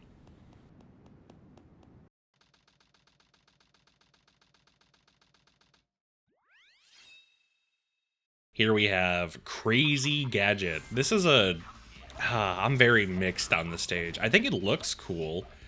I think it looks really cool. I like how green it is. you'll see like right here, that's a switch and it swaps the gravity, and you're going to be seeing that a lot from here on. That's one of my biggest problems with Crazy Gadget is, man, you sure do have to stop and halt to press B in front of a switch, which kind of kills the same feeling of speed you would get in something like Metal Harbor or even Pyramid Cave to an extent, which is why I didn't say Pyramid Cave was the worst level. This might be the worst level. It's pretty close. I'm not sure. They're both like not great for different reasons. I think most people would say that Crazy Gadget is the worst, but yeah, you know, it's one of the two. My final vote is that Crazy Gadget is the worst, but Pyramid Cave is my least favorite. Fun fact, if you hit that gravity going down switch, so there's three, left, right, and going down. If you hit going down, you just die, which I find really funny. I haven't hit that since, I hit that once when I first played this level, like 18 years ago, run to a wall, by the way, funny. And I died, and I have like I've never touched it since. I got jump scared by falling into a giant pit. Here we go. We get the speed shoes from the checkpoint. The checkpoints, I haven't brought it up yet, but depending on the amount of rings you have, the checkpoints will give you a random power-up. It can be speed boost, it can be the green bubble shield, it can be just a bunch of rings. I've gotten the speed boots, which is, you know, pretty nice. It's always nice to get the speed boots because you normally don't get them. It is mostly worthless there, but oh my god, look at this loop-de-loop, so much waiting.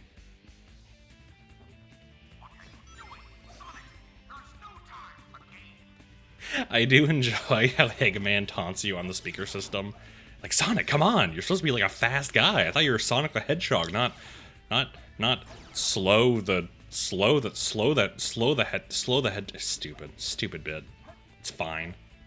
Just pretend I said something really witty there. I thought there was a power-up back there, but there wasn't. So I looked kind of foolish. I thought I double-checked just to really make sure, you know. But no, there isn't a power-up here. There is a power-up later. Oh, no, there is! Oh, no! Oh, I'm so foolish. I did miss it a few times, but I got it the third time, you saw. There was a power-up there. Yeah, that's the Flame Bracelet. That is Sonic's Break Great Boxes power-up. Which, again, not that creative or interesting, but at least it adds flames to his somersault, which looks cool, I guess. Can you guys forgive me for being wrong 2 times in a row? So close to each other. First on Meteor Herd and then this. God, that's embarrassing.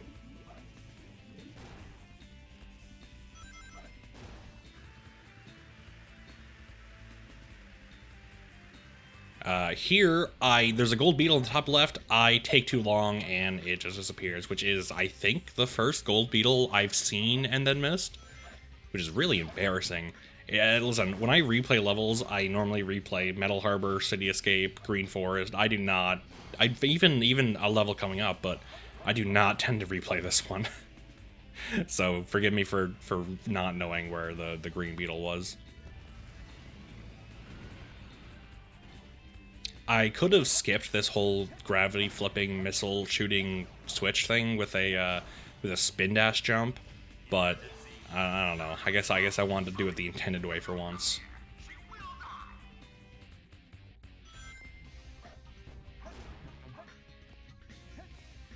Here is the funny color block gravity switching maze puzzle section of this level, and it is not good. It's so slow, and if you don't know exactly where you're going, it can be really confusing and confuddling, and you might even just die a few times trying to get it to work.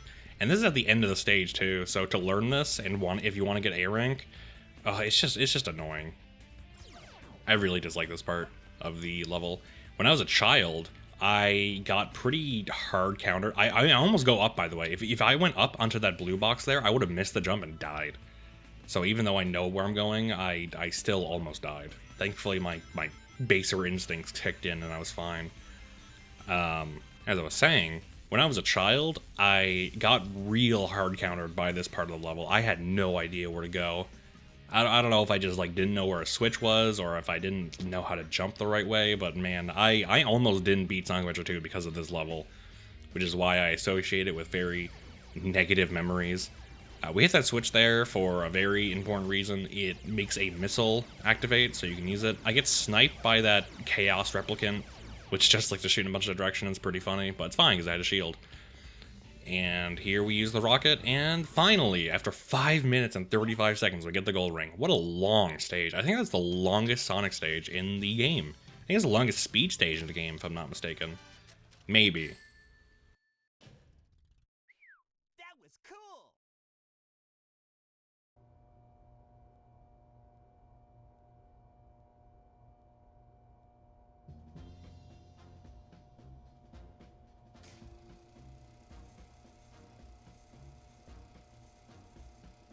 And here we go. The final confrontation between our hero and villain. He just has a gun to Amy. What a funny looking gun. And then we'll talk about your girlfriend. That is, if you really care for her. Handing over the fake emerald, I can kill 2 birds with 1 stone. What if Eggman was like, what? Fake what? Why'd you say that out loud, Sonic? You definitely said that out loud, I heard you. What if one Eggman was like, if you care about your girlfriend, you'll back off. And then Sonic was like, what? She's not my girlfriend. You turned into a big-time villain, Doctor. What a great line. You've turned into a big-time villain, Doctor. I love that. And he has. Look at this. You thought you could trick me with that thing, I'll watch this. didn't you? So, how did you know it wasn't the real one? Because you just told me, Fox Boy. Tails is so like, he's like, oh my god, I've been bamboozled. For a little space rock. Tails is like, oh, he got me. Anyway, Sonic is about to die, but look how composed he is right now. It's like, counting on you, Tails. Amy, take care of yourself. He's saying his goodbyes. I don't know. I like how stalwart Sonic is, if that's the right word.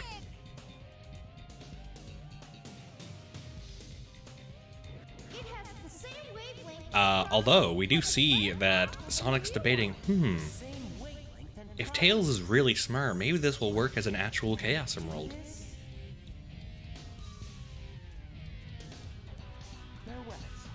Oh, what a great explosion.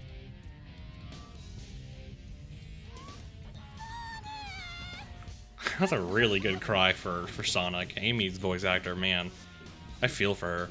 Emerald, I will release you both. That's my Even promise. Eggman was like, farewell, my admiral adversary. Like, he wants to kill Sonic, but there's still a level of respect, you know, he has for Sonic. Do something for him. I won't let him down. I won't give up. Here, Tails locks in, which would be great, but oh man, I hate this boss fight so much. I don't know what it is. Like, you know how we've had like one good boss fight this entire game? This is the worst one for this reason. For some reason, they decided to give the enemy AI access to a giant laser power-up that just basically one-shots. It two-shots you. It does basically half your health. Look at that! Look at that! It's insane! He shot that twice, and it does half my health. How was I supposed to dodge that? I don't get it. I don't know how to do this fight with any level of consistency. And it's even more annoying because Omochao is like, oh, well, maybe you should just... Have you considered shooting him? Idiot. You should just shoot him. Anyway, he does it again. I try to, like, loop-de-loop around the top of his head and dodge it that way, but it doesn't work. Yeah, this is why I picked up so many lives along the way. By God, am I gonna need them. Omochao, watch out for Eggman's special attack. You gotta get out of the way if you want to avoid it. It's like, yeah, I know. He does turn faster than you can, like, walk away from it. Which is super not cool. Yep, die again.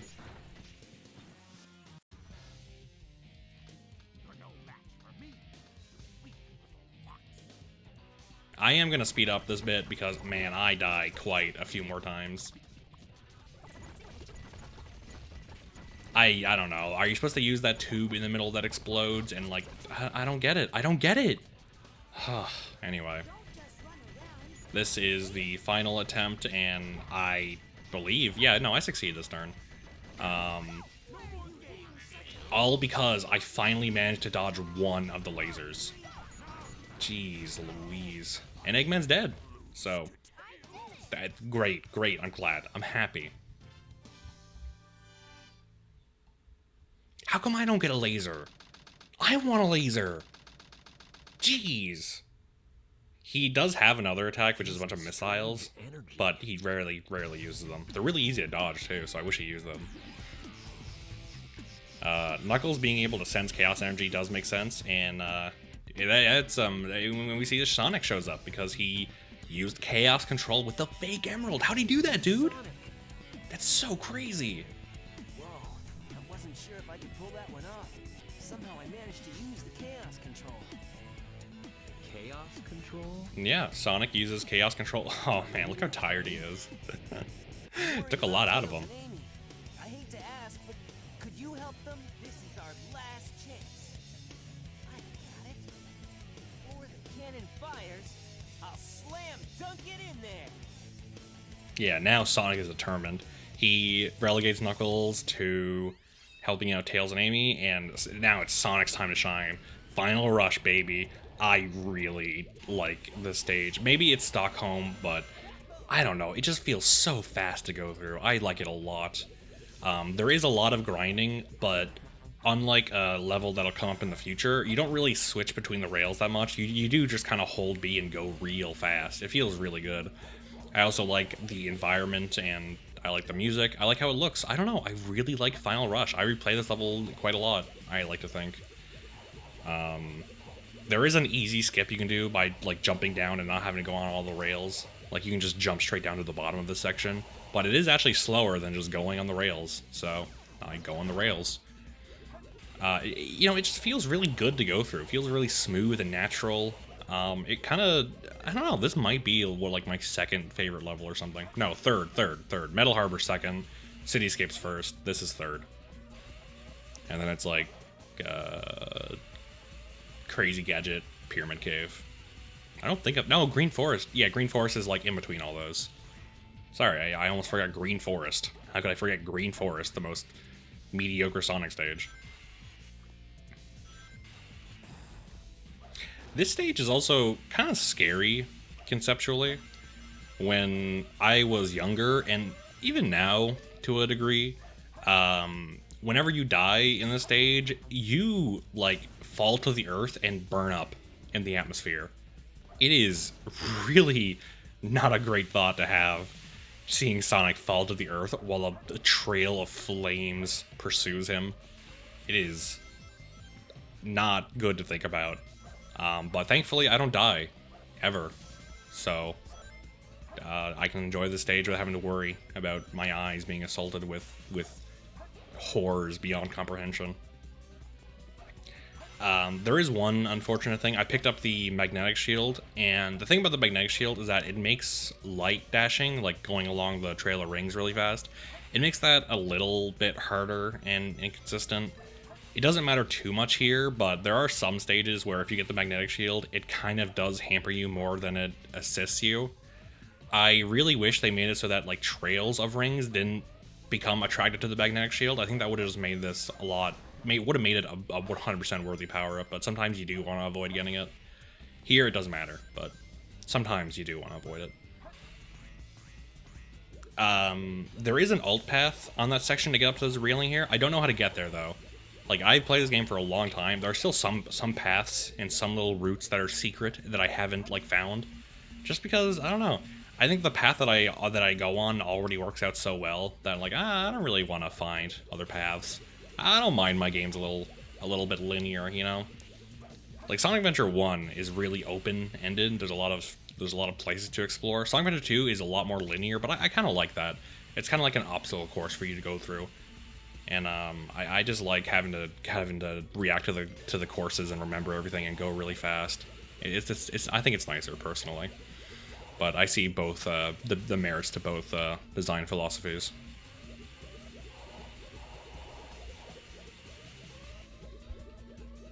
I gotta say, it really does feel good to jump off the rails and land on the platforms and And look at how much of this level I'm skipping. That's actually kind of hard to get onto those rails there. It's a little inconsistent. So the fact that I got it, I don't know, it feels really nice. And then you jump and I don't know, this level just feels good. Final Rush feels good. How it feels to play Final Rush. It sure is. By the way, I don't know if you can tell, but name Final Rush. This is the last Sonic level, so I like this mirror of City Escape here, where in City Escape you would run down the side of a building, and here you do the same thing, but there's a bunch of stuff chasing after you. And that's the goal. Pretty good stage. I like it quite a bit.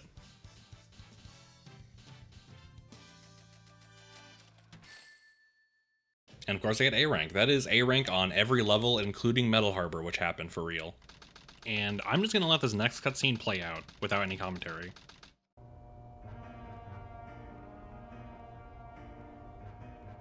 You never cease to surprise me, Blue Hedgehog.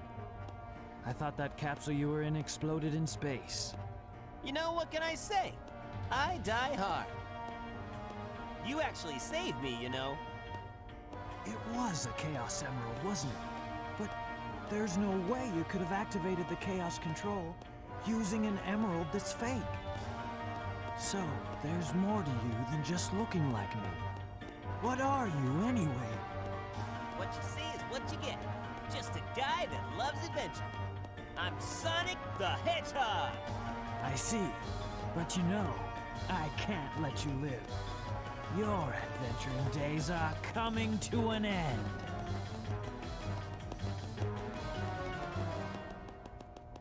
What unadulterated Kino.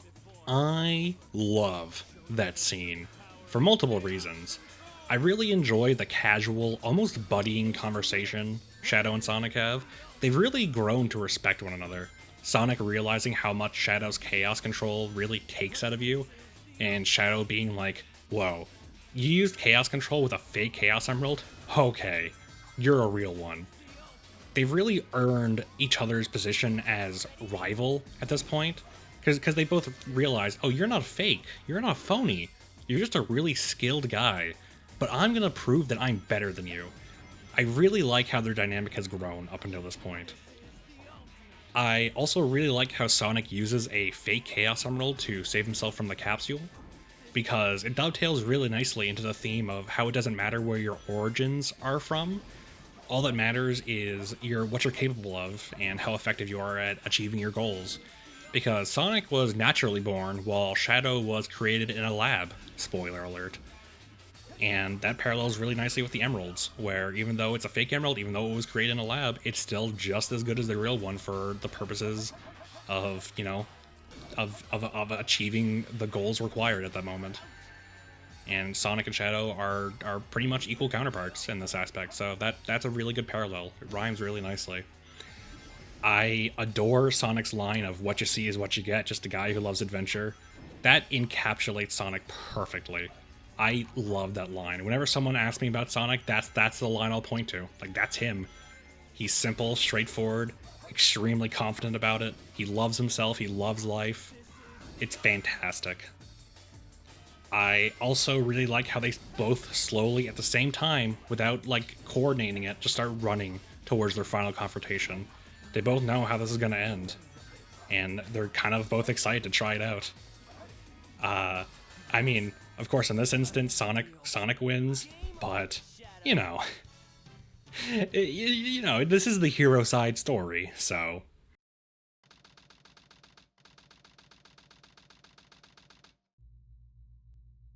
Here we see that Tails has defeated Eggman, but Amy and Tails are still real bummed about Sonic being all blown up.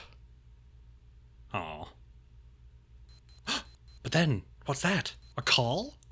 Here we see Eggman getting away with the emerald, but oh my god! Sonic! I love how his friends just light up after hearing that Sonic's alive.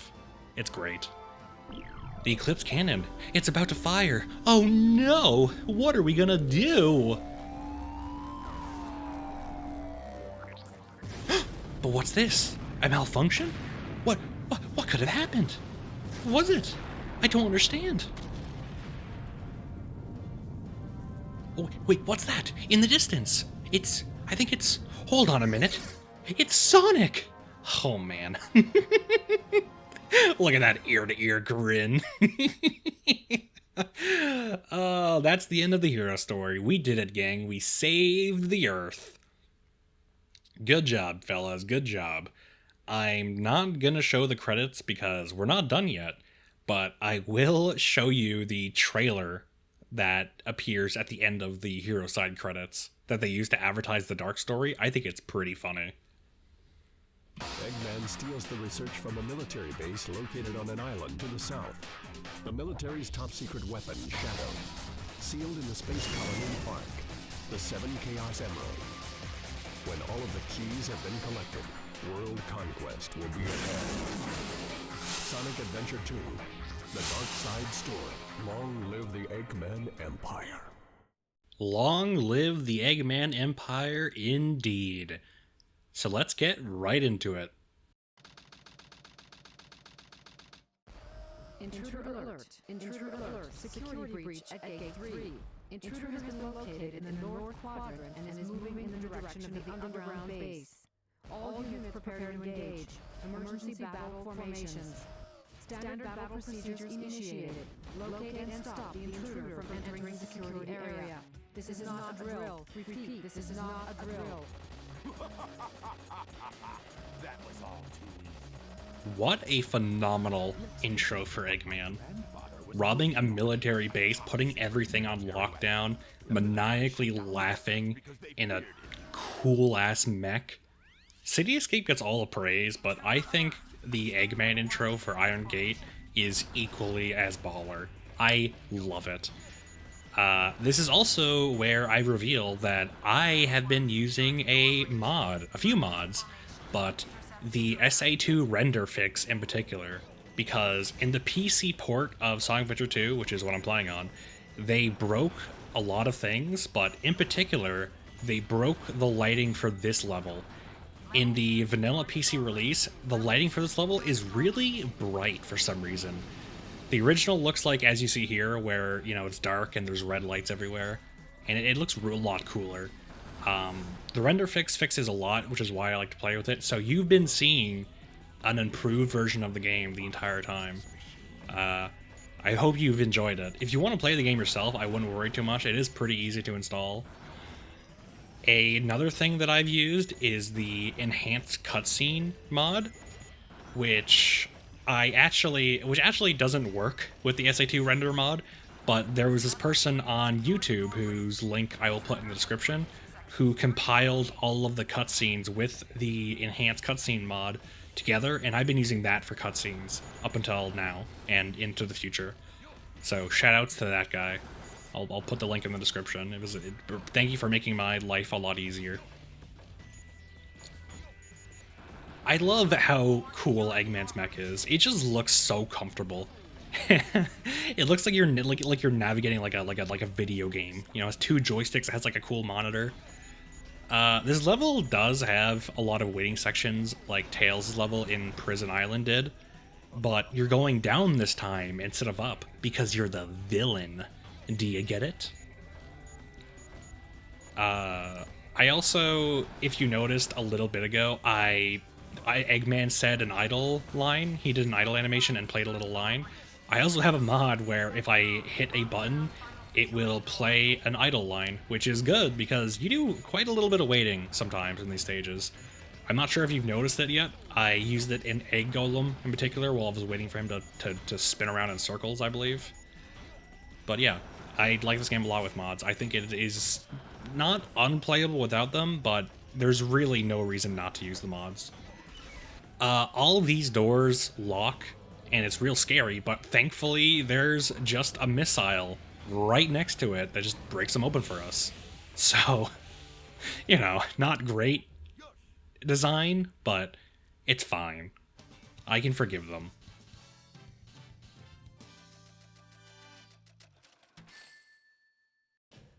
I get Eric, of course. And now you know why. I am the best. We have a big, ominous door with mysterious music. Super cool build-up.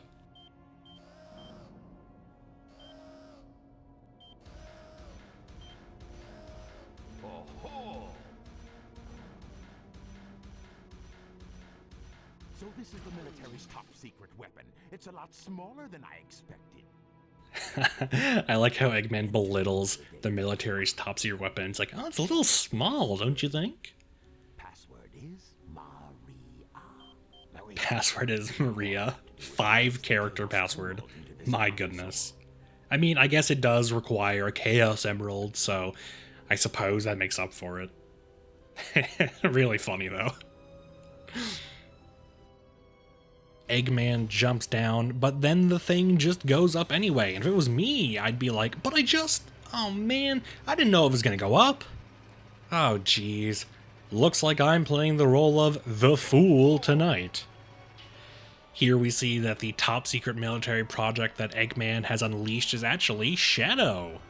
And Eggman does confuse him for Sonic for just a second, which, to be fair, there's like how many anthropomorphic hedgehogs on this planet? 1, maybe 2. So if you see the silhouette of one, it's pretty safe to assume it's Sonic. Shadow does say that he'll grant Eggman 1 wish, but I think he means that more metaphorically or symbolically, because if Eggman was like, I wish for 1,000,000 wishes, Shadow would be like, what? No. Or Eggman would be like, I wish that all blind people could see for only 30 seconds. Shadow would be like, why? No, Eggman wouldn't do that. He's a practical guy, you know? With practical dreams and ideas. Anyway, here we have B3X Hotshot, who is the adorable baby brother of Bigfoot, who you may remember from Sonic's first boss stage, right after City Escape. They're pretty similar in all the ways that suck, in that they're both equally as easy and boring to fight. Hotshot's big lollipop dance is that he has this fun charge shot, which has never hit anyone ever. So, that's something, I suppose. I do find it interesting how they started off Darkseid Story with not a Shadow stage, but an Eggman stage.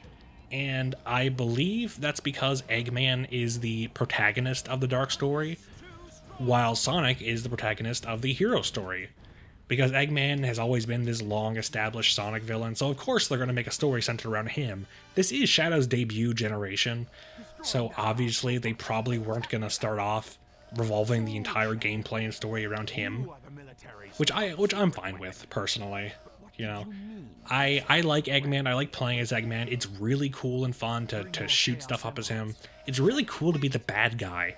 I actually quite prefer the villain team over the hero team in this game. Although the hero team probably has the better levels or whatever, probably, I'm not sure, I haven't thought about it that much. I just feel a lot better playing as the bad guys. Is that weird?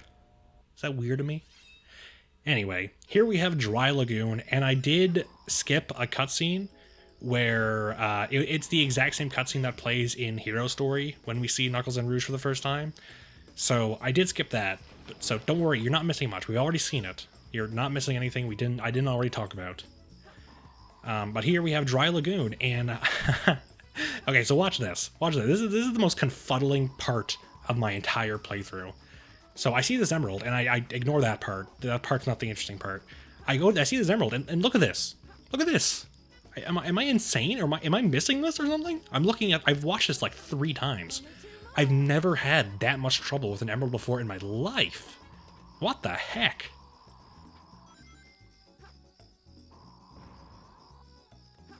So Dry Lagoon already has a lot of parallels to Wild Canyon, and the fact that there's like 3 main areas of interest. It's pretty small, but instead of a wind tunnel, it's a turtle that you have to save and ride, which I find pretty adorable. I like Dry Lagoon. I don't think it's as good as Wild Canyon. I think the fact that the parts of the level are separated by the turtle kind of hampers the flow, if that makes any sense. But I do like Rouge's music. So all the characters have their own kind of music tracks, as you noticed. Sonic has like rock music. Knuckles has like rap music, and Rouge has like this cool jazz music.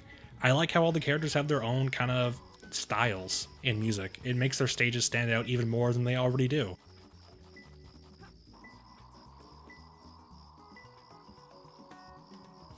I fly around for a bit not knowing where the emerald is, but then I find out in a second for sure that it's actually, hold on, underwater. And it's in this tunnel that I always forget how to go through. Thank God it's not on the other end of the tunnel, because if it was, I would have been screwed. I thought, I don't know what to do. I had to restart at that point. What am I gonna do? Figure out how this game works? No. Are you crazy? I don't have any more room in my brain for more Sonic lore. How is that? Perfect? Like me? Rouge, you are... I can't think of a single thing I would change about Rouge, except for the one thing I changed about Rouge.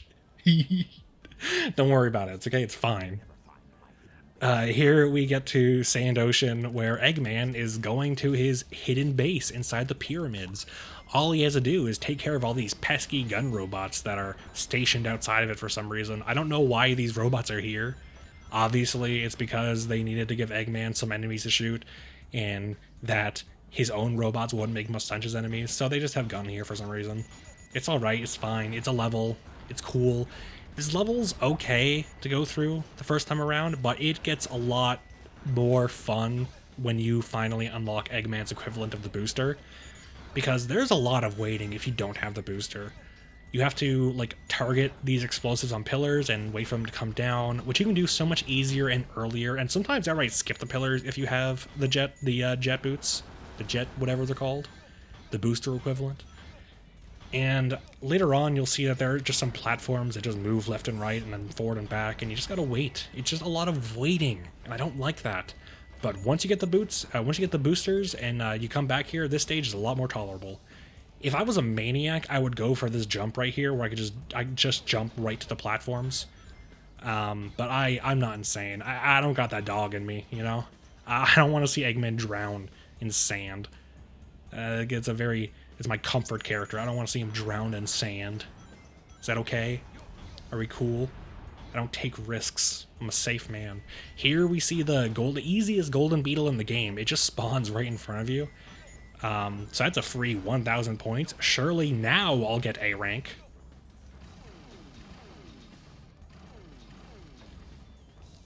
You can really see what I'm talking about, though. If I had jet boots, this section would be over already. But because I don't have the jet boots, I'm just... Oh, man. Just chilling. Just chilling. That's real unfortunate. I'm kind of tempted. They probably should have had the jet boots in this stage, honestly. I think if they got it at this stage, like, people would have been able to try it out and have a lot more fun, but oh well.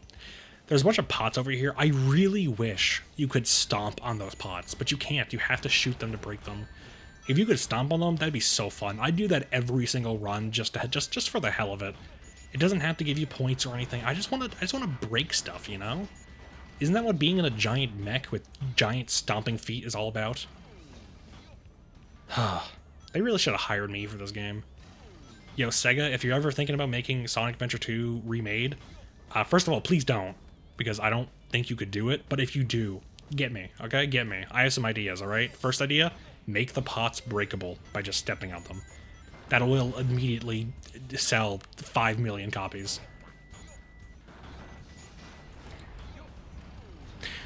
I did go off some speed pads earlier.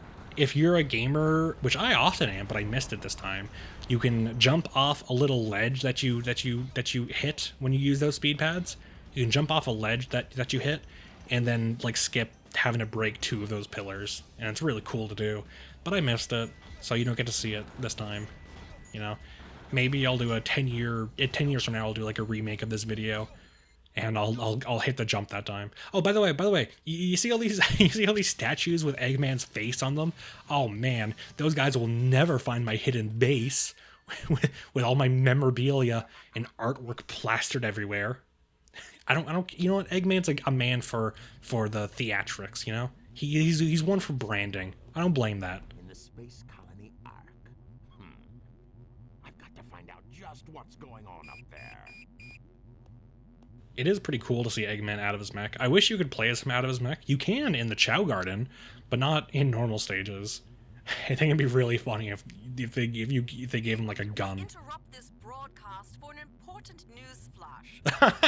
I love that scratch he does. Eggman's so real. I love Eggman. He's so animated. Stop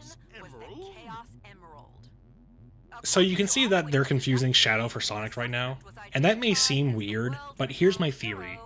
I think that the story was written where they didn't have video footage of Shadow. Because all it says is that there's eyewitnesses that identified him. I think if you take out that little scene of them filming Shadow, that scene would make a lot more sense, because, you know, all they would see is a blur who's stealing the Chaos Emeralds. They wouldn't know that it's Shadow or Sonic. They just see a fast thing. It's like, oh, well, I only know the one fast thing.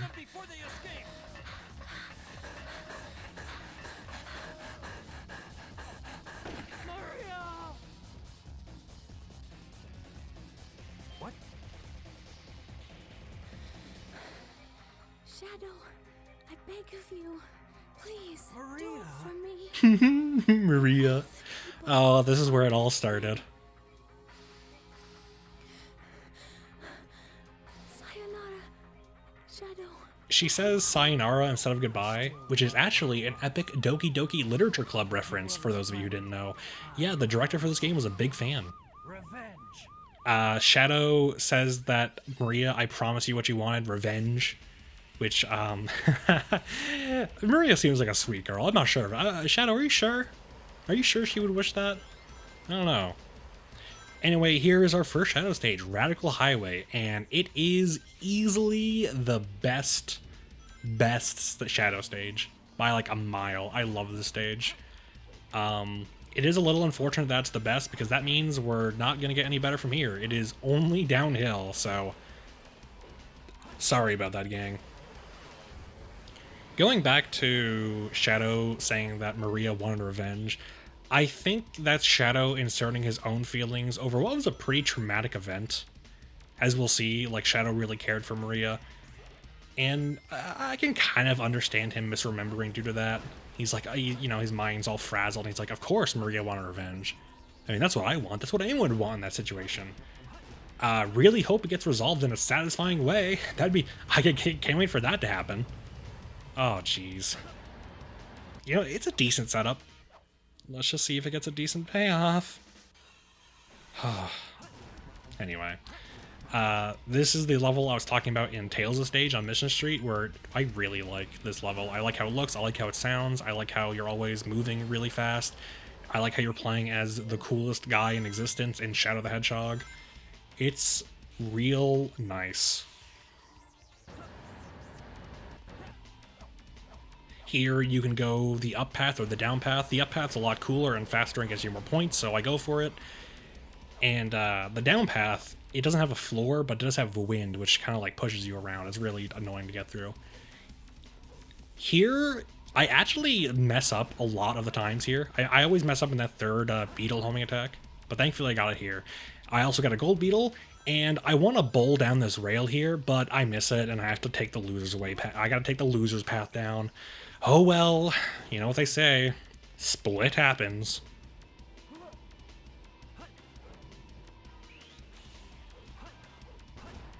We go a little further into this tunnel here, and you can see that there's a ramp inside. I jump the ramp, and then I clip on that fan. I get like stopped by it. I think they put that fan there to annoy me, because I hit that fan way more than I would like to. Here's another section where you can spam A and immediately jump off the railing. You don't have to spam A. Technically, you can time it, but I just spam it. It's fine. It works either way. This ending section here can be a little awkward with the curved floors. I tend to hit the walls a bunch, and I'm always afraid of falling off because there are parts of the wall that aren't there that you can just run off if you're not careful. I haven't done it before, but I'm always afraid of it. And that's the end of Radical Highway, the best Shadow stage by far. So, goodbye, Radical Highway. Really glad I got A rank. Ultimate victory. This is Rouge. I've located Eggman's base and will proceed to... Ooh, I wonder who she's talking to. That's mysterious. Wonder what foreshadowing that is there. Don't worry about her neck or her arm disappearing. That's not the game's fault, that's mine. Okay? That's mine. I played God, and I tried to alter what I shouldn't. But it's fine. I think it was worth it. Do you? So a key jump scare, by the way. Jeez Louise, if I had a nickel for every time I got key jump scared in like the Eggman base stage, I'd have 10 cents. That's like almost enough for a gumball.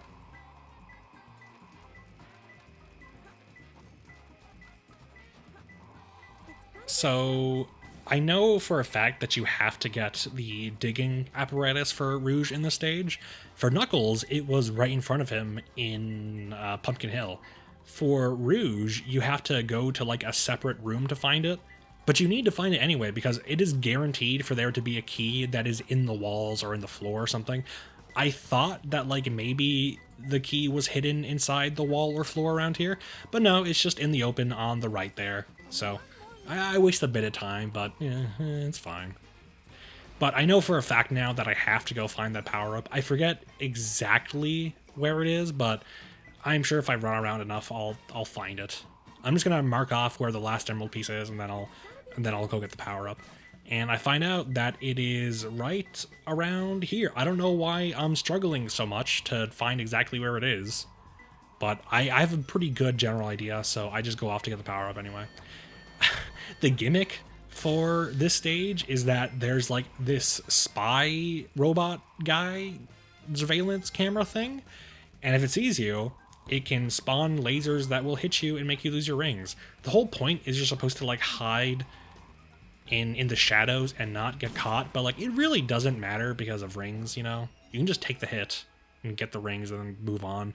I've never really bothered hiding against him unless I was going for like 100 rings mission or something. We do get the upgrade that allows us to dig through walls and stuff. I do like how for Knuckles, his upgrade was his knuckles, his like shovel claw. But for Rouge, it's her booties, her footsies. So Rouge, Knuckles is more of a fist specialist, while Rouge is more of a foot specialist, which is super hot. I mean, no, it's pretty hot.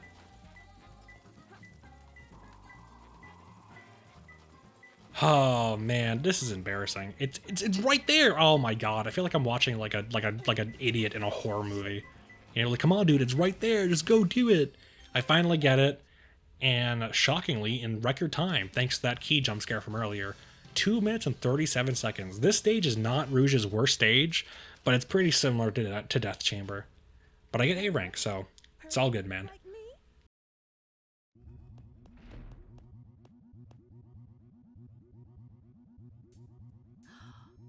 I like how Rouge knows that this is a space transporter. She's just really smart, okay, guys? And she actually already knows about the Ark colony. She's a smart gal. Doesn't matter. It's my mission to find out what I like that twirl she does.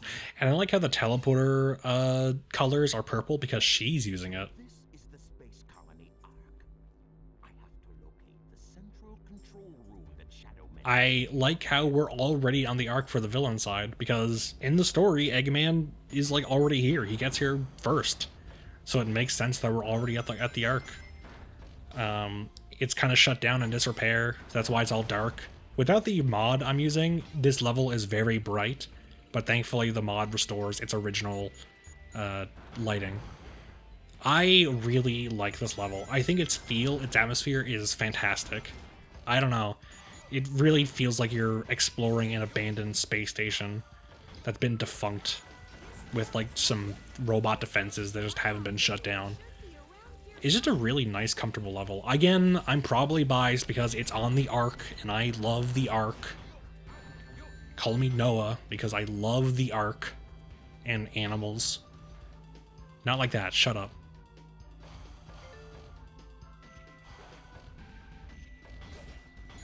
Here is a little section where you jump around a lot. There's 2 floors, the bottom floor and the top floor. We get to the top floor, and what else is there but the jet engine, Eggman's booster equivalent. Finally. Oh, that feels so good. Oh, that feels so good. I get to live. I get to have fun. Jeez. How did anyone live pre-booster world? I don't get it.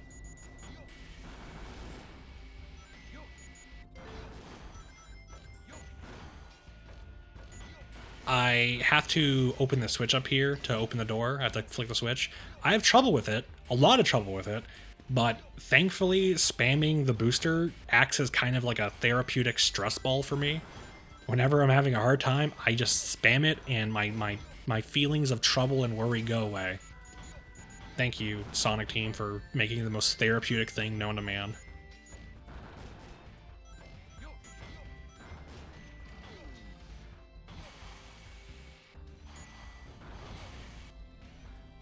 Here's a really funny room.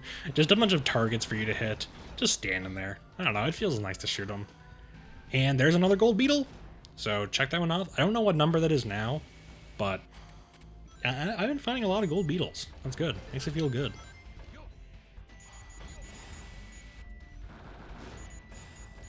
Sometimes you'll see some lag. I don't think that's the game. Like, I don't play games made past 2010, but I think my computer is good enough to not lag on a GameCube game.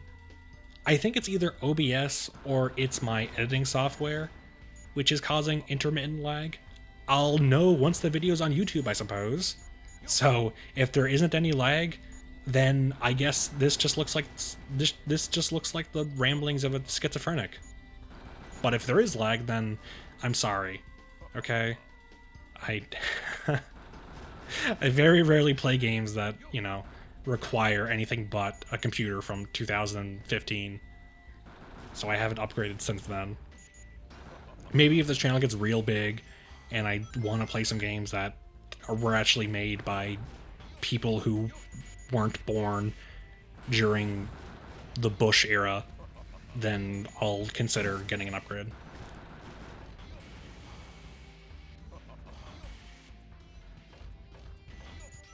Finally, after I shoot through those guys, I get to the end.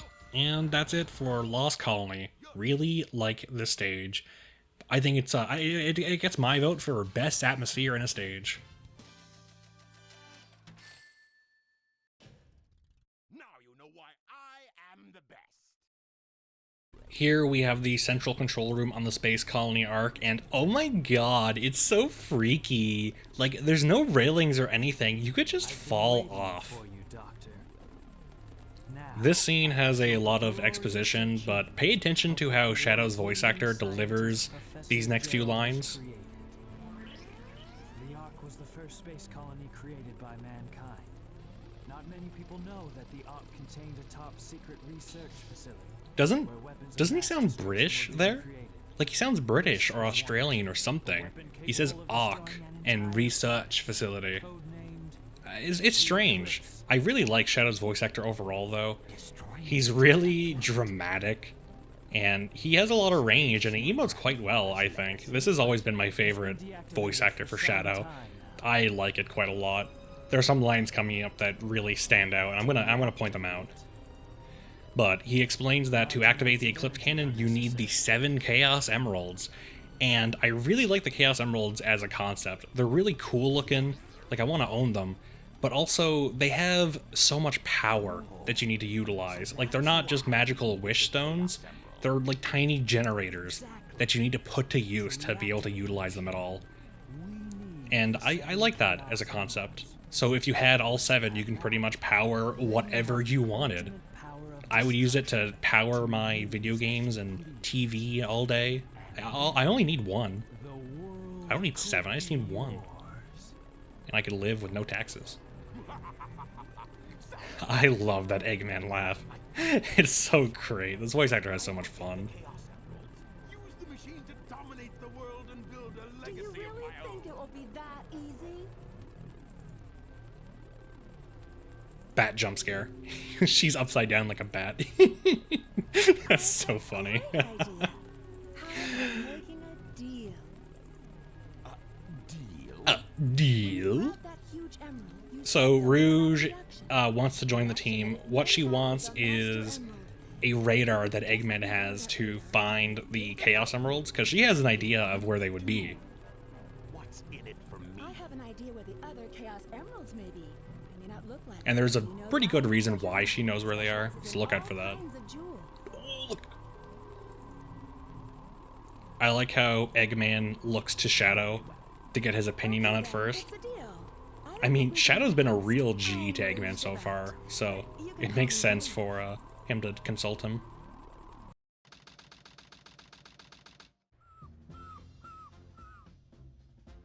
And here we are back on Prison Island. How can you be sure your intelligence Have you reports missed are it? correct? I Why have. would the Chaos Emeralds be here on the island? Are you absolutely sure? Well, believe what you want to believe. Very well. Very well. Very well. How we are going to do this. I will go in first and distract the military troops, allowing you to sneak in the base without being detected. Then, Shadow will enter the armory, where he will set the timer on these So, dynamite packs. this is why the island blew up. Blow up the whole They decided to island blow it up for before anyone funds. has a chance to know what hit them. It doesn't really matter if they know who stole the Chaos Emeralds, because you'll be in space on the Ark at that point, but I guess blowing it up is a pretty fun thing to do. So, isn't it, Batgirl? Oh my god, that... Oh, wow, that wink. Oh, hold on. Mission off. Oh yeah, my wiener just exploded. Sorry guys, I'll be back in a minute. Here we have Weapons Bed, and I think you can already see what the gimmick of this stage is. There's a lot of things for you to shoot, huh? I mean, it feels good, it does feel good, and it is kind of a challenge to lock on to as many as you can, and like greed your time, because the laser that you use to lock on does run out if you hold it for too long. So you want to greed and try to keep it on as many things as you can for as long as possible. And that can be kind of engaging. Something about the laser is that... Oh, by the way, here's Eggman's iron container power-up. Again, pretty boring, but whatever. Something interesting about the lock-on mechanic is that once you lock on to 11, you get the highest score bonus that you can, which is perfect, which is 2,000. So locking onto more than 11 at a time is kind of counterproductive. So what you want to do is lock onto 11 fellows and then let go and then lock onto 11 more. Having to strike that balance is pretty challenging. I think it's engaging, but I kind of wish that it automatically like stacked, you know? Like if you locked onto 22, it would give you 2 perfects instead of 1. But oh well. That's another thing I would change if they were going to remake this game. Just little changes that don't affect the gameplay. It just makes it feel better, you know? You also may notice that there's a lot of similar geometry to Metal Harbor from Sonic's stage here. The developers do reuse a lot of level assets and geometry, which I think works, you know? The characters are visiting the same places, but they're different enough that I think they can get away with it.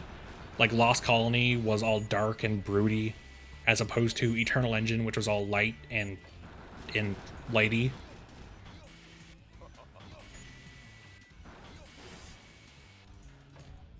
So, to get A rank in this stage, you do have to shoot all the robots and get as many perfects as you can.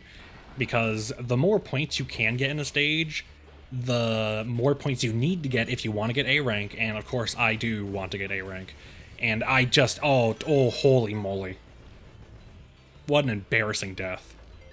I'm gonna cut out the entire process of walking back here, but man, I don't know what happened there. I don't know, maybe there was a bird outside my window, and it distracted me. The beauty of nature. I got sniped. I think that's my second death in the series so far. They've both been really embarrassing deaths that have involved getting shot off a platform. You're welcome for not yelling really loudly about this one, by the way. I'm sure that's... I only did the bit once, okay? I'm not gonna do it twice. What do you think I am, the kind of guy who reuses bits? So, those planes that fly at you throughout the level and shoot missiles, you can lock onto them and blow them up, but like, are those planes piloted by robots or people? Because like, they drop chaos drives when exploded, so I'm assuming robots? But then Bigfoot was piloted by a guy, so why wouldn't the planes be? And if that's the case, then sucks to be those guys. But, you know what they say, split happens. Do you think Eggman would be good at bowling? Do you think he'd really like it? Do you think he'd be the kind of guy to get 3 strikes in a row? Or a turkey, as they call it? Because let me tell you, any guy or gal who can get a turkey, they're on the cool list. They have unfathomable amounts of swag, so watch out for those guys. Now you know why I am the best. Here we see that the gang is ready to put their plan into action, but then Amy shows up, and she confuses Shadow for Sonic somehow, but look at the grin on Shadow's face. Oh man, he likes it. He knows what she smells like now. My man.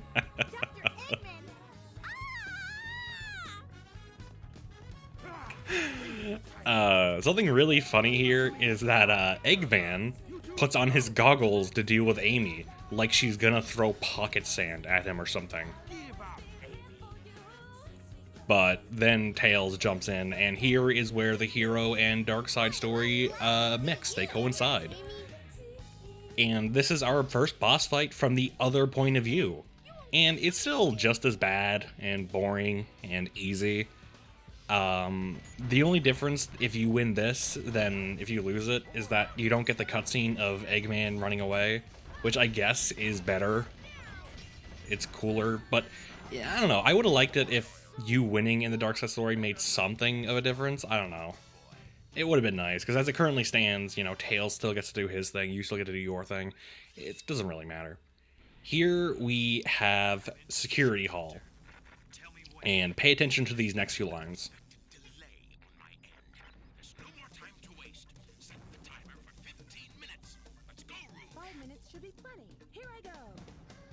I'll get into that line in a bit, but watch this. I spawn and immediately get an emerald. That is so rare. I've been getting insanely lucky with my emerald spawns this run. It's crazy. It is not normally this easy. Or maybe I'm just really good. Maybe the game knows. Anyway, so the line earlier was, set the timer for 15 minutes, let's go Rouge. And then Rouge sets a timer for 5 minutes. What's happening there is that Shadow is setting the bomb timer for 15 minutes, and then Rouge is giving herself, she sets her timer for 5 minutes, because she wants 5 minutes to find the emeralds, and then 10 minutes to leave so the bomb doesn't blow her up. A lot of people think that line is like Eggman saying Rouge has 15 minutes, but then Rouge is like, nah, I'll just do it in 5. But no, I will admit, it's not phrased the best, but it's not terrible either. So the main gimmick with this stage is that there's different colored vaults you have to break into, and only one color of vault is ever open at a time. And to change what color vault is like able to be broken into, you have to go to the top floor and flip a switch to the corresponding color to unlock that color vault. I don't, as you can see, the emerald's right there, so I never have to go into the top section of this level at all. I never have to break into a single vault, which is really funny and saves me quite a bit of time. So I'm not complaining. But if you wanted to know what it looks like up top, oh well. I guess you'll just have to play the game yourself or something. Rouge walks into the exact same room Shadow was in earlier, and here we have the big sister, R1/A Flying Dog. The sexiest out of all the mechas that Gun has. Still just as easy and boring. I guess it is a little more fun because you get to drill dive into the robot, but it's still the same thing. It's still the same song and dance. There's really nothing to say about Flying Dog. I guess it is funny that they send Flying Dog after the character that can also fly. I think that's pretty funny. Oh yeah, but this is like pretty much proof, right? Because like Flying Dog, you can kind of see in the window, is piloted by a person. So, you know, I guess people did die on that island when they blew it up. And pay attention to what he says. This flying dog can't be destroyed. What if it was just that one guy? He's the only person on the island. This is Rouge. I've got a small problem. I can't believe that I'm trapped inside this locked safe with a Chaos Emerald. I guess I won't be able to come. Yeah, so Rouge is about to die and blow up. The Chaos Emeralds would be fine. I believe they would be fine. Like they're pretty cool emeralds.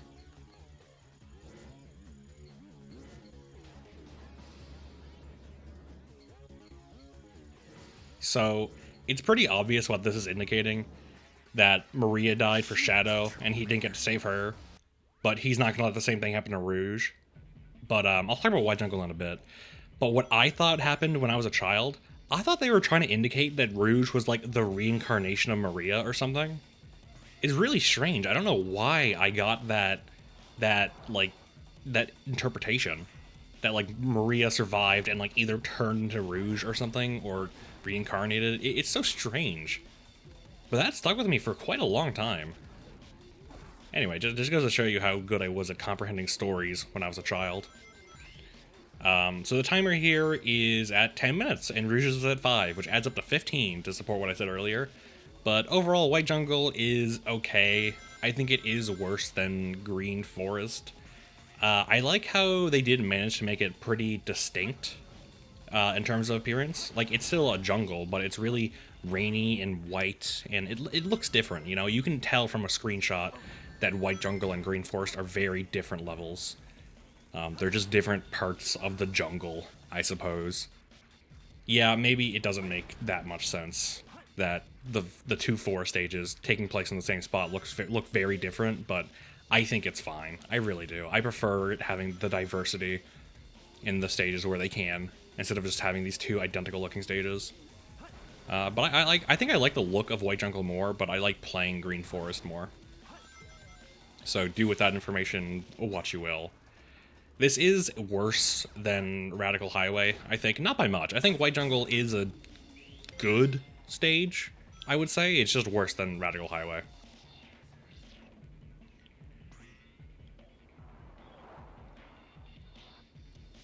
So here, you may notice a trail of rings, and you know what that means.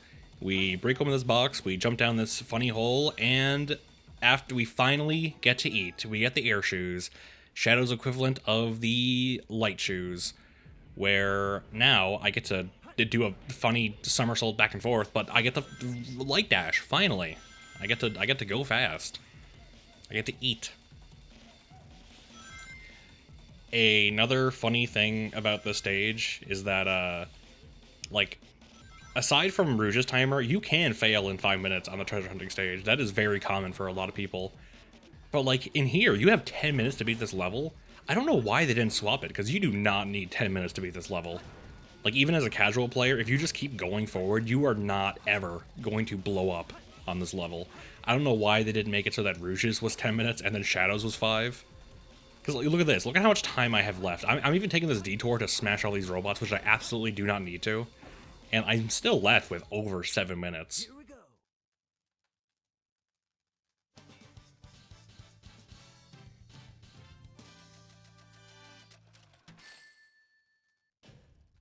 Ultimate victory.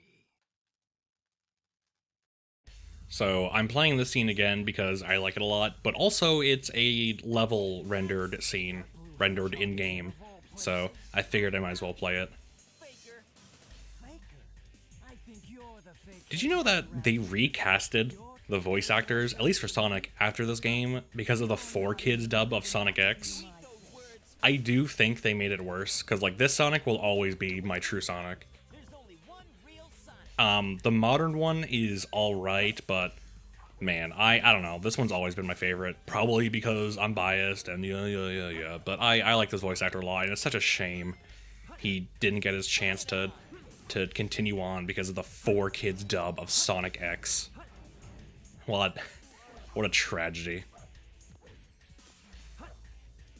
It is cool to play as Shadow. As you can see, I'm actually having a lot more difficulty with this boss than I was in Sonic's story. It did take me twice the amount of time it took last time.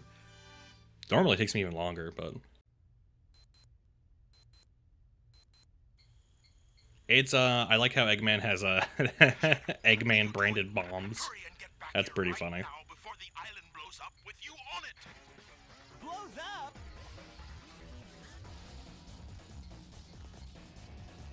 It's really cool to see the perspective of leaving the island from Shadow. I like how he jumps in, and as you can see here, 6 seconds, how is he going to get out of this one? Well, Rouge has 3 Chaos Emeralds. I think that's enough for Chaos Control to either stop time long enough or for them to teleport far enough to avoid being exploded.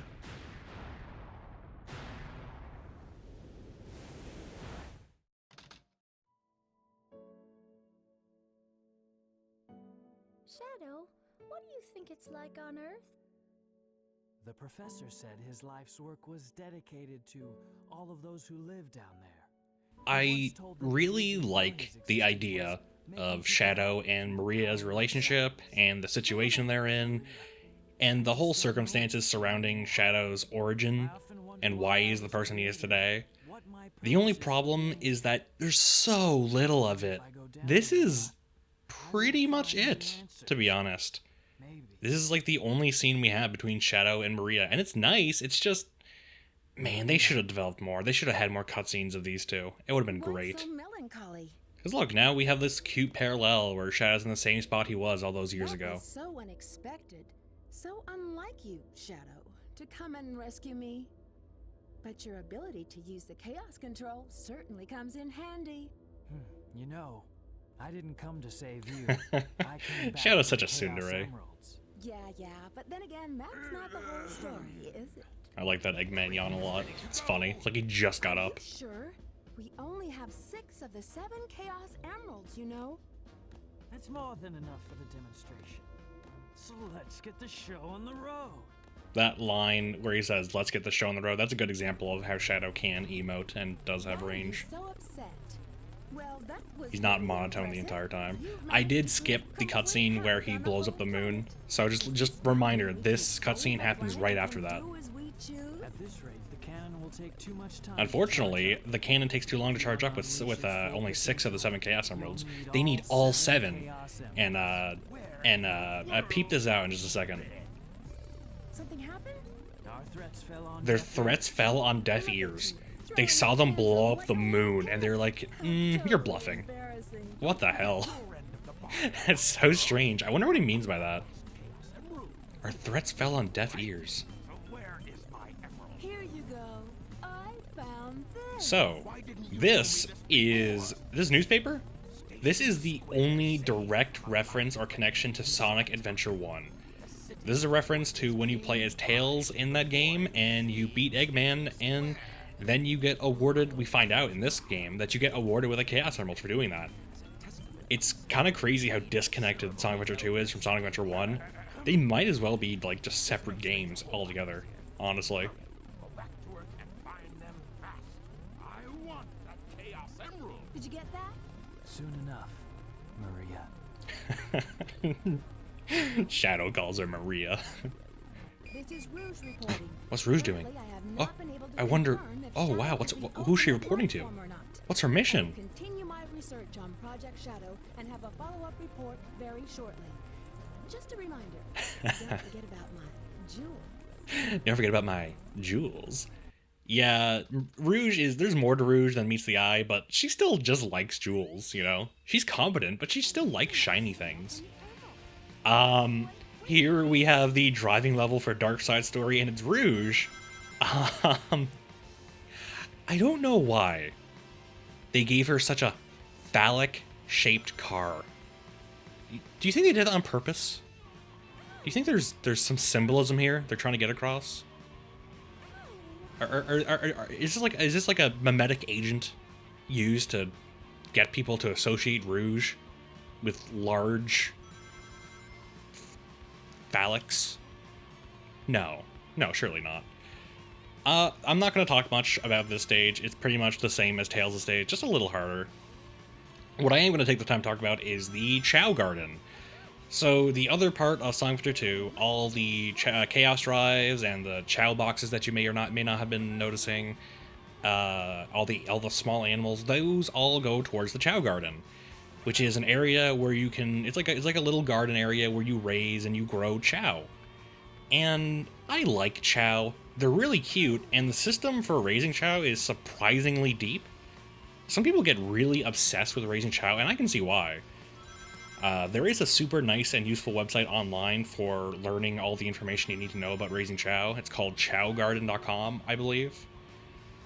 There's even some Chow Garden Enhancer mods, which are insanely popular. But Like, man, I've tried raising Chow. It takes so long. There's so much effort to make the Chows to look like how you want them to look, and you have to get the rings to buy the eggs, and don't even get me started on, like, training Chows up for the races and the karate tournaments that you can do. It takes so long that it's not really worth it. Like, I have gotten all of the shiny eggs. I've gotten all the expensive eggs that you can get, and I think I've played Cityscape probably more than 200 times to do it. No, definitely more than 200 times, because the point is, you have to play a lot of Sonic Adventure 2 if you want to raise a lot of Q Chow. And the worst thing about it is that to get 100% in this game, you need to get all the emblems from the Chow races. And I think that's like the main reason why people don't 100% this game, because the Chow Garden is just such a massive roadblock. It takes like 3 hours minimum to get all the emblems in the Chow Garden. It's so boring.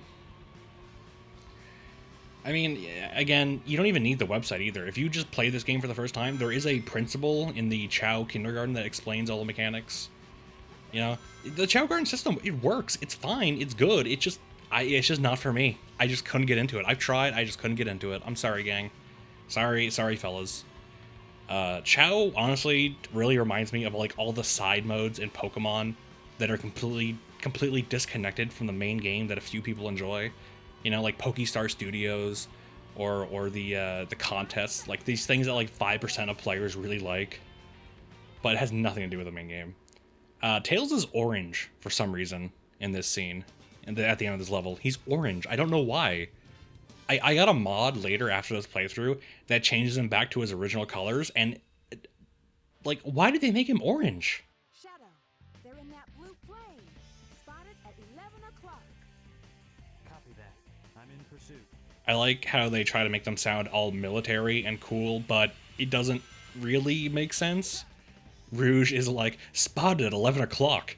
And Shadow's like, well, what direction are you facing? Like, 11 o'clock relative to what? To my direct? How do you know which way I'm facing? Like, how do we have compasses together? Like, how does this work? Like, 11 o'clock only really works when you're in the same area together. Skyrail is, again, I think worse than White Jungle. This stage is really short, too. You'll see, this stage is probably the shortest. It's either that or Metal Harbor.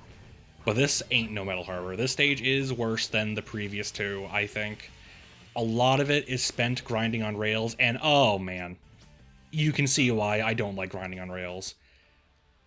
Switching rails is so scary and inconsistent. It's not as bad as like some later games like Sonic Heroes, but it's still real bad. You pretty much never want to engage with the switching rails mechanic unless it's absolutely safe to do so.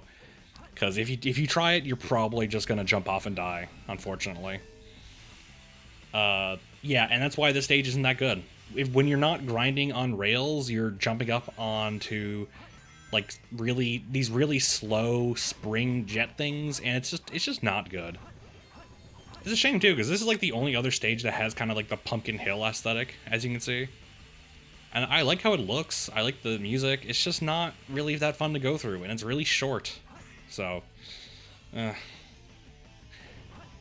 the way, how would you feel if I told you this is the second last Shadow level in the game? Yeah, they gave him 4 levels. And 2 of them, I would say, aren't even good. What the hell? I don't... Oh my god, it sucks too, because I think this is like the best Shadow content we've ever had. These 4 levels. Because Shadow the Hedgehog was not a good game, to my knowledge. I haven't played it, but I've seen a lot of people talk about it, and I've seen gameplay of it, and it does not look good. For multiple reasons. I could be wrong. I'm willing to say that I might be wrong on this, but I believe that Sonic Adventure 2 Shadow, these 4 levels, 2 of which I consider good, 2 of which I consider okay. No, 1 of which I consider okay, 1 of which I consider bad. So, spoiler alert for the last stage for Shadow. It's like the best Shadow content. It sucks. I hate it. Oh my god. It speaks so much to the popularity of Shadow that we got so little of him, but people still loved him so much after all these years. He's just so innately cool. Ultimate victory.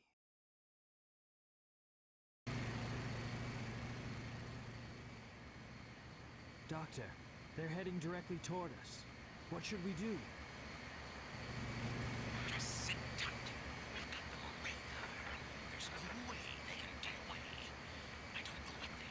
Yeah, so those past two levels were just to track down Tails because he has the last Chaos Emerald. I am playing this cutscene again, if you remember this one. This is right after King Boom Boo. Pretty rough. But watch out, because this is the director's cut. This is the extended cut of the Pyramid Cave cutscene. Come and get some, Eggman. Just leave it to me. This time, I'll take your lives as well as Yeah, sorry, there's some repeats here, but just wait a second. We'll see the extended cut in a bit. come out, my servant. Eggman's still cheering him on. I love that. There he is. For the second time, we have Egg Golem. Normally it cut out, like there, but now we get to see Eyeless Sonic. And we get to see Egg Golem attempt to crush, and... Why do they subtitle Teria? Does that mean something? Anyway, we can see a pretty much a really faithful recreation of what happened when I fought Egg Golem. I sure did just jump up and kick him once, and then it was fine, and I never missed any platforming jumps. But that causes Egg Golem to go berserk, and he looks at Eggman and is like, "Oh, you look pretty tasty. Come here, you little snack." So yeah, we're fighting Egg Golem again, but as a mech character, and you may be wondering, how does this work? Not good. You kinda just shoot him a whole bunch. You just look at him and you spam the shoot button. Not good at all. I mean, it's a neat idea. They refitted a boss for both speed and mech characters, but man, it's just, look at this. It doesn't work. It just doesn't work. I really wish there was like one good boss for the mech character, because as it currently stands, there isn't. And that's it. That's the end of Egg Golem. Like 30 seconds and he's dead. Insane.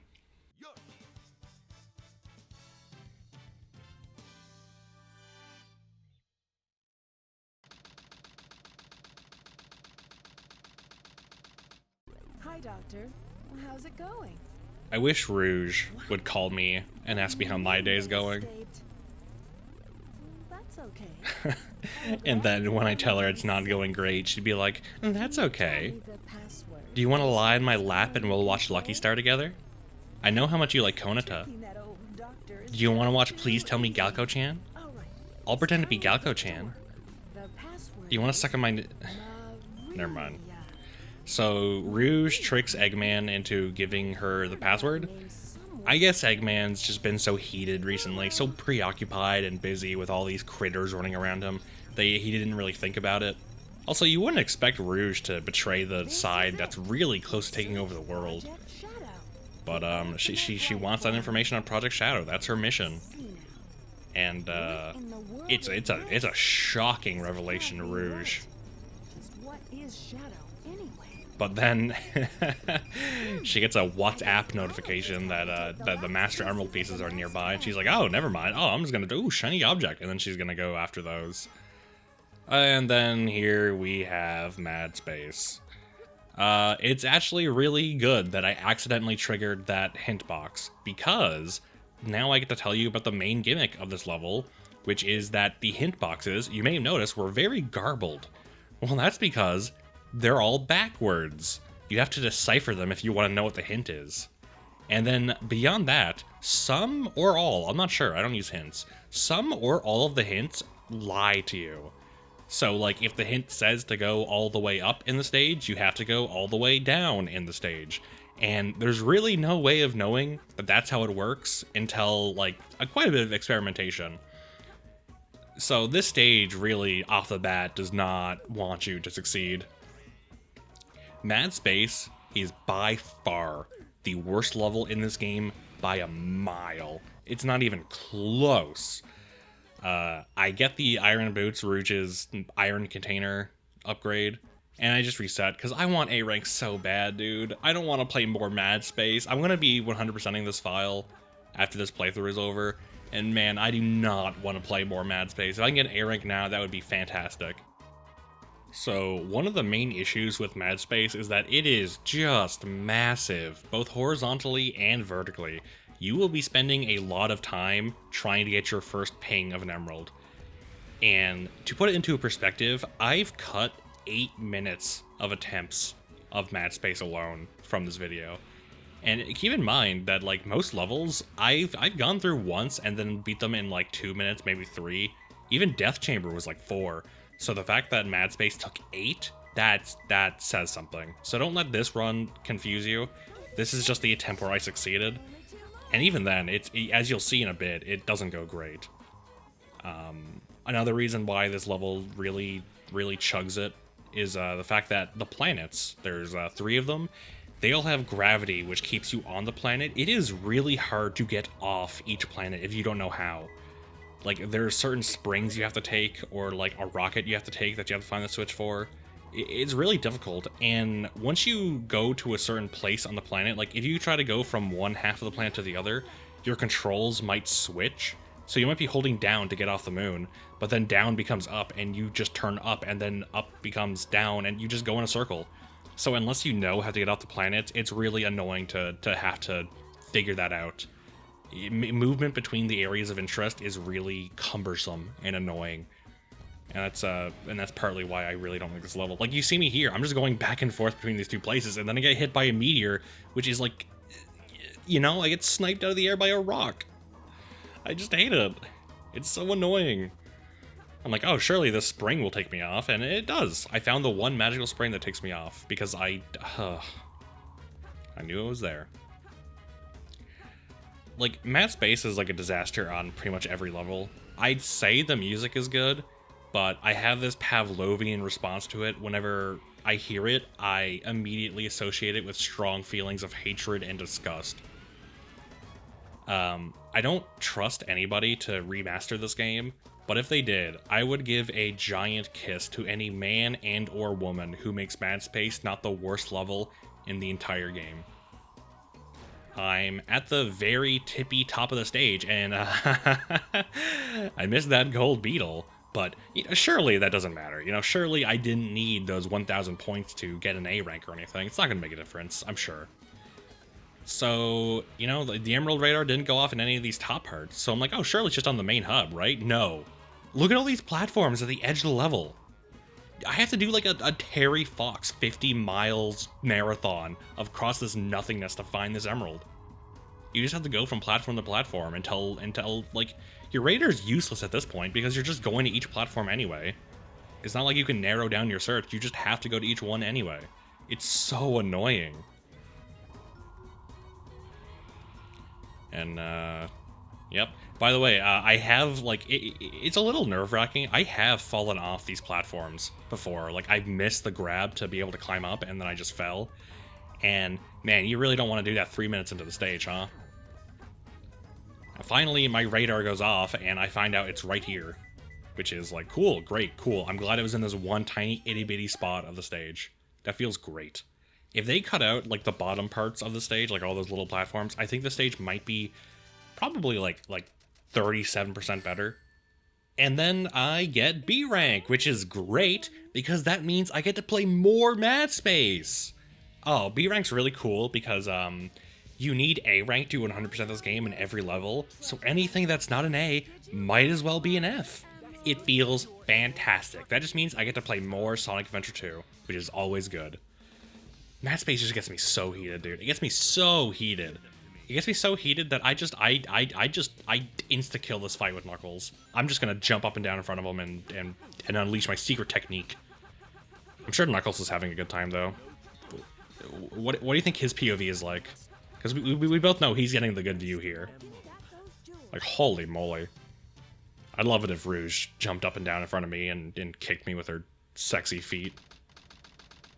No. I mean, look at this cutscene where Eggman is spectating the guys, and he notices there's 2 emeralds? That doesn't make sense, because I have 6, and there's only 1 left. It must be a fake emerald. Shadow's going to go punch them, but then Eggman's like, no, I want to do it.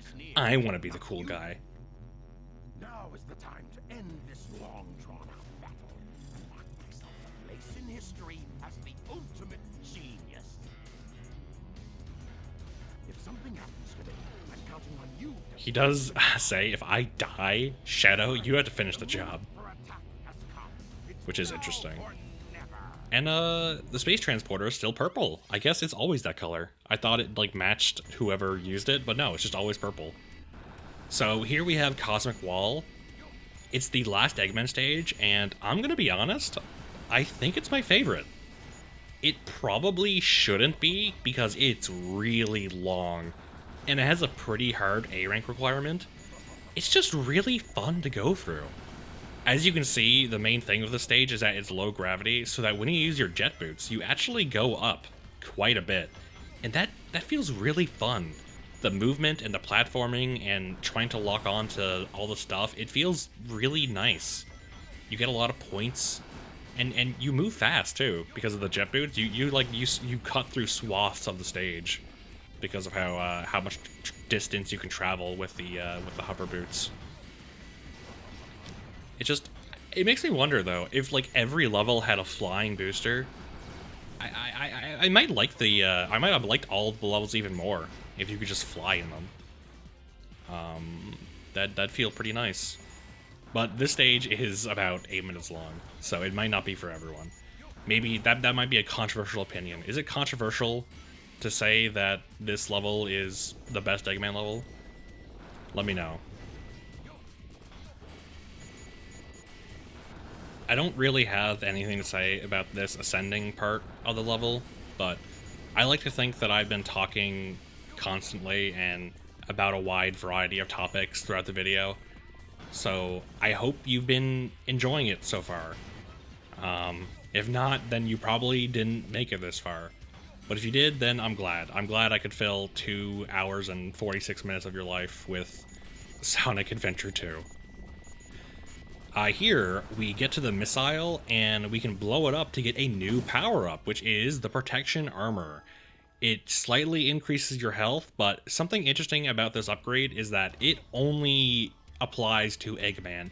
Tails does not get an armor upgrade. And I think that's because Eggman's stages are slightly harder, but it's weird. It's a little weird. I like how Eggman just tanks these meteorites like they're nothing. What a G. As you can see here, we're on a literal on-rail section, and the objective is just to shoot as much as you can and lock on and get a bunch of points, which feels great.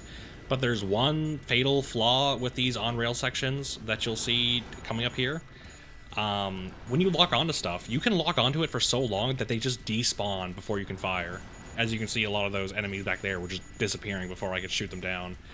And that means that if you play the game like you have been up until this point, by locking onto as many things as possible to get as many bonuses and get as many points as possible, you'll actually be scoring less than you would if you were just spamming the button and locking onto like 1 or 2 things at a time and then firing, which is really unfortunate. Because if you want to get A rank on the stage, you pretty much have to ignore what you've been doing the entire game and just spam the button instead of locking onto as many things as possible. It's not, I don't think it's a design choice. I think it's a limitation of the systems at the time, because this came out on the Dreamcast, and I guess they never updated the render distance for modern systems. So like, if they remade this game, they could very easily fix this problem by just making things not disappear when they went far away. But for now, it is a little unfortunate that this is like the one blemish on an otherwise really fun stage. And it's really hard to figure out that that's what you have to do as well. I in my attempts to get A rank on this stage, I didn't know what to do for quite a while. I ended up caving in and looking it up because it took me so many attempts, and then I learned about this and I was shocked. So pro tip, if you ever want to play this level, I don't mind telling you this because it is really hard to intuit for yourself. Thankfully, there's only 2 sections like that, but yeah, I really wish that flaw was fixed. Another thing that I like about this level is that it's just platforms and robots in space. They can really do whatever they want in terms of level design because they don't need to worry about making it look like a real place or even having it be coherent at all. So it's a real video game level. And it looks like space because space is really easy to copy. This is a strange point. I'm gonna talk about something else right now. Look at me get sniped by these guys. Isn't that crazy? Thank God I had the bubble shield. We're only halfway through the level. We're about just over halfway. And I don't know about you watching, but for me playing this game, it does not feel like I'm 5 minutes into this level. It really doesn't. And it's kind of the majesty of it. I hope one day you can play it and get the same experience that I did, but I don't know, maybe I'm just crazy. That is entirely possible.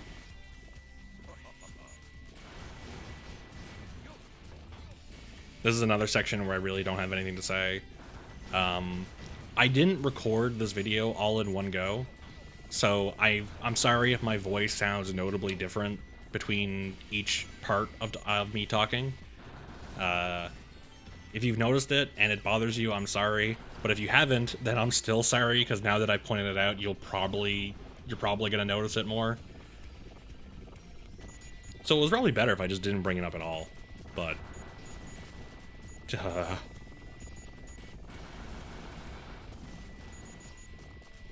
once we jump down here, we get to our second on-rail shooting part.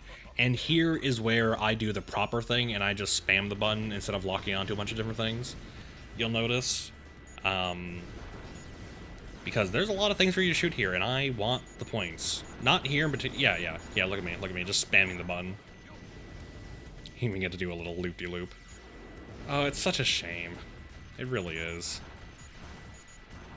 I want to see the number go up. I want to see me get like 11 lock-ons and get a bunch of points like that, but man, look at that number rise. This would not be this high if I wasn't doing the spam lock-on trick. I wouldn't even call it a trick. I just call it circumventing the game. The game's limitations, I should say. So this big spinning wheel of death, it looks scary, but you just kind of hit the button. It has killed me before, and it's I don't know. I overthought it. All you have to do is just hit it. I thought you don't even have to aim at these individual things. You just hit the button. And that's it for, I forget the level's called because it's been 7 minutes. But yeah, look at all those points. Look at how little the time bonus matters. And we get A rank. Oh my god, that is the most digits you'll see in a point score at the end of any level. That's pretty crazy. Darn, why do they always leave a sweet little innocent girl like me alone? Yeah, why do they? Well, young lady. Is there something I can help you with? Dr. Eggman! Amy sounds so scared. Dr. Eggman! Tell me where Sonic and Tails are. So I skipped the cutscene of Sonic eating it in space, and we get to another mech fight. Surely this one won't take me 13 tries and 15 hits of Xanax to get through. It actually doesn't, because I really get lucky, and when Tails shoots his giant laser, I dodge it. And that alone means I pretty much win the game.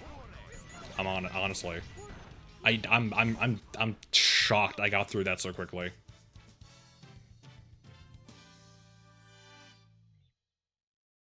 This scene is a little weird for multiple reasons. I'll let them talk for a bit, and then I'll discuss it. Oh my. I don't think so. Shadow. So that was your plan from the very beginning. Or was it a direct order from the president? Now I know who you are. You're that government spy, Rouge the Bat, aren't you? So you did your homework, is that it? I would say that's Yeah, it's a little strange that Rouge is like, I have all the Chaos Emeralds, now they're mine. I'll steal it. No one will ever know. And then Shadow shows up and is like, oh, you're the famous government spy, Rouge the Bat. I just found that out. And it's a little weird. He doesn't really do anything to stop her. And then he was just about to walk away if you saw earlier. But then Rouge stops him and is like, hey, wait a minute. What are you, who are you exactly? What is Project Shadow?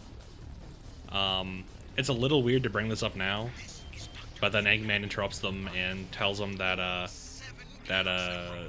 someone's on the way to the Eclipse Cannon. Wonder who that is. There's not much time left before the cannon fires again. Can you get over there? But because of that, Shadow just leaves and is like, don't take the emeralds, please. Do you actually believe And then Rouge is like, are you the real Shadow? the real Wait, what? Shadow? What? Even your Your memories memories went, what? Where did this come from? Even if my memories are not real, it's still me, Shadow. That's a good attitude to have, Shadow. I will fulfill my promise to Maria. The thing is, it doesn't really make a lot of sense here. They didn't really need to have this whole thing of Shadow being like, oh, am I real? Are my memories real? Who am I? His purpose for being created was enough. I don't think they really need to throw in also, is he the original? It makes sense in Sonic Heroes. It really makes sense in Sonic Heroes, but not so much here, I don't think. I mean, I do like how it also connects to the theme of, hey, it doesn't matter where you're from or if you're real or if you're fake. But I think they already had it. They didn't really need to add this extra layer of confusion. At least I think so. And then here we have... I don't even remember what it's called. But it is a bad level. This is the worst Shadow level by far. And for a simple reason, that the gimmick of this level are these green gravity tubes. They're really slow and they're really jank and inconsistent, and you never feel like you're making a lot of progress fast. You always feel like, I don't know, this is like the slowest speed stage in the game because of these green cylinders. I don't know why this is the gimmick they went with.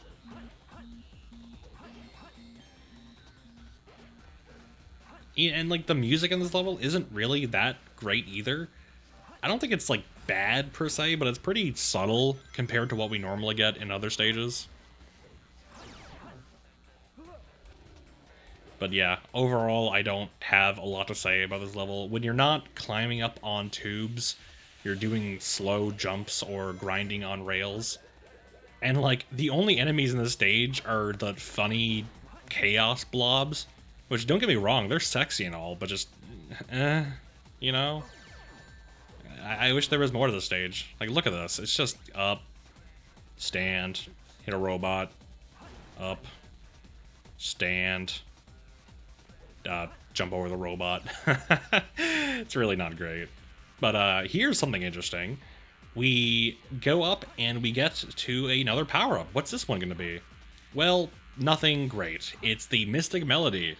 You may have remembered me talk about it during Meteor Herd with Knuckles, but all it does is you press B next to a temple and it opens up a portal, or it spawns some platforms, and that's it. Like I said earlier, its main use is with the Lost Chow missions that you can do in Stage Select. And other than that, it's super underwhelming. So, not a great final power-up for Shadow.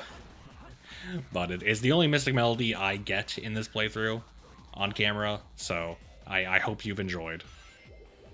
There are a few power-ups I just didn't get. So maybe you'll play the game yourself and find them out and be really excited. You won't. They're not good. So mean. Overall, Shadow has like one bad level in this one mediocre / okay level in Skyrail, and then 2 good levels in White Jungle and Radical Highway. Not fantastic for our boy. And this is not a good send-off for like the coolest character in all of fiction. It's such a shame. Like Sonic's last level, Final Rush, that was really good. I liked Final Rush quite a bit. This one is just, I don't know, it's really boring. I hope I've explained why I find it boring enough to you for me to not have to go over it again. And fun fact too, these green tubes, I have like jumped on them. They kind of change your controls a little bit when you're on them. And I've jumped towards one, and like because it changed my controls, I like fell off and died to the earth. And that does not feel good. It kind of puts a damper on the whole mood when you die because wank gravity physics.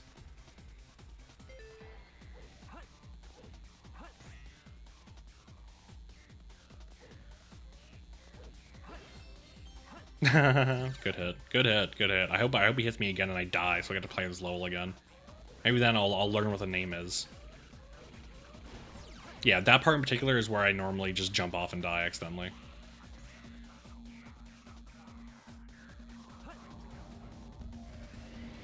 And then here is the last part of the stage. You just run down a giant cylinder with no enemies at all. You just hold down and down and down and down and down. And then this last bit, you just jump on the spring. And that's it. It's like a little timing challenge, and that's it. That is the last obstacle for Shadow. Really boring, bad level. Worst speed level in the game, I think. That's my vote for worst speed level in the game. Such a shame. Such a shame. I love Shadow. He's so cool and dramatic. But that was a stinker of a level. And here we get to do the speed fight. And I didn't get to talk about it because I was wanking over the cutscene from earlier.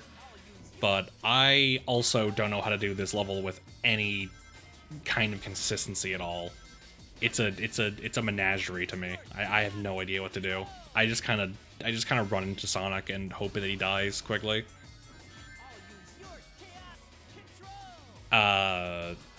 Something interesting is that for some reason when you fight the opponent, like when you fight Sonic as Shadow, Sonic gets to use Chaos Control to spawn back onto the platforms if he falls off, but you don't get to do the same, which is such a shame. I would have liked it if you jumped off and it, like, either you hit B or it did an automatic thing where you Chaos Control back onto the platform. That would have been nice. As it currently stands, I'm kind of too afraid to really stand and fight Sonic because these platforms fall, and I don't want to die and have to do this stage again and lose all that progress. As you can see, my current strategy is just spamming A and hoping that it hits him. I should look up how to do this stage consistently. I really should, but I don't want to. And then I die! I want to use Chaos Control! I want to teleport back up! Oh no, I lost all that progress! Ah, oh, jeez.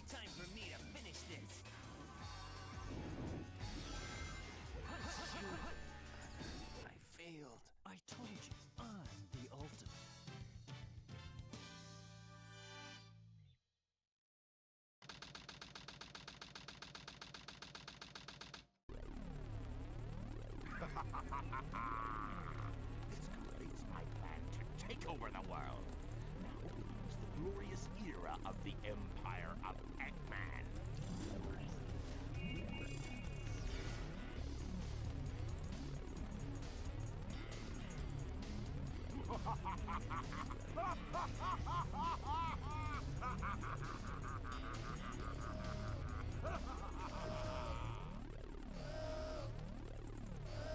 And that's the end of the Dark Side story. Eggman maniacally laughs as he brings about the era of the Eggman Empire.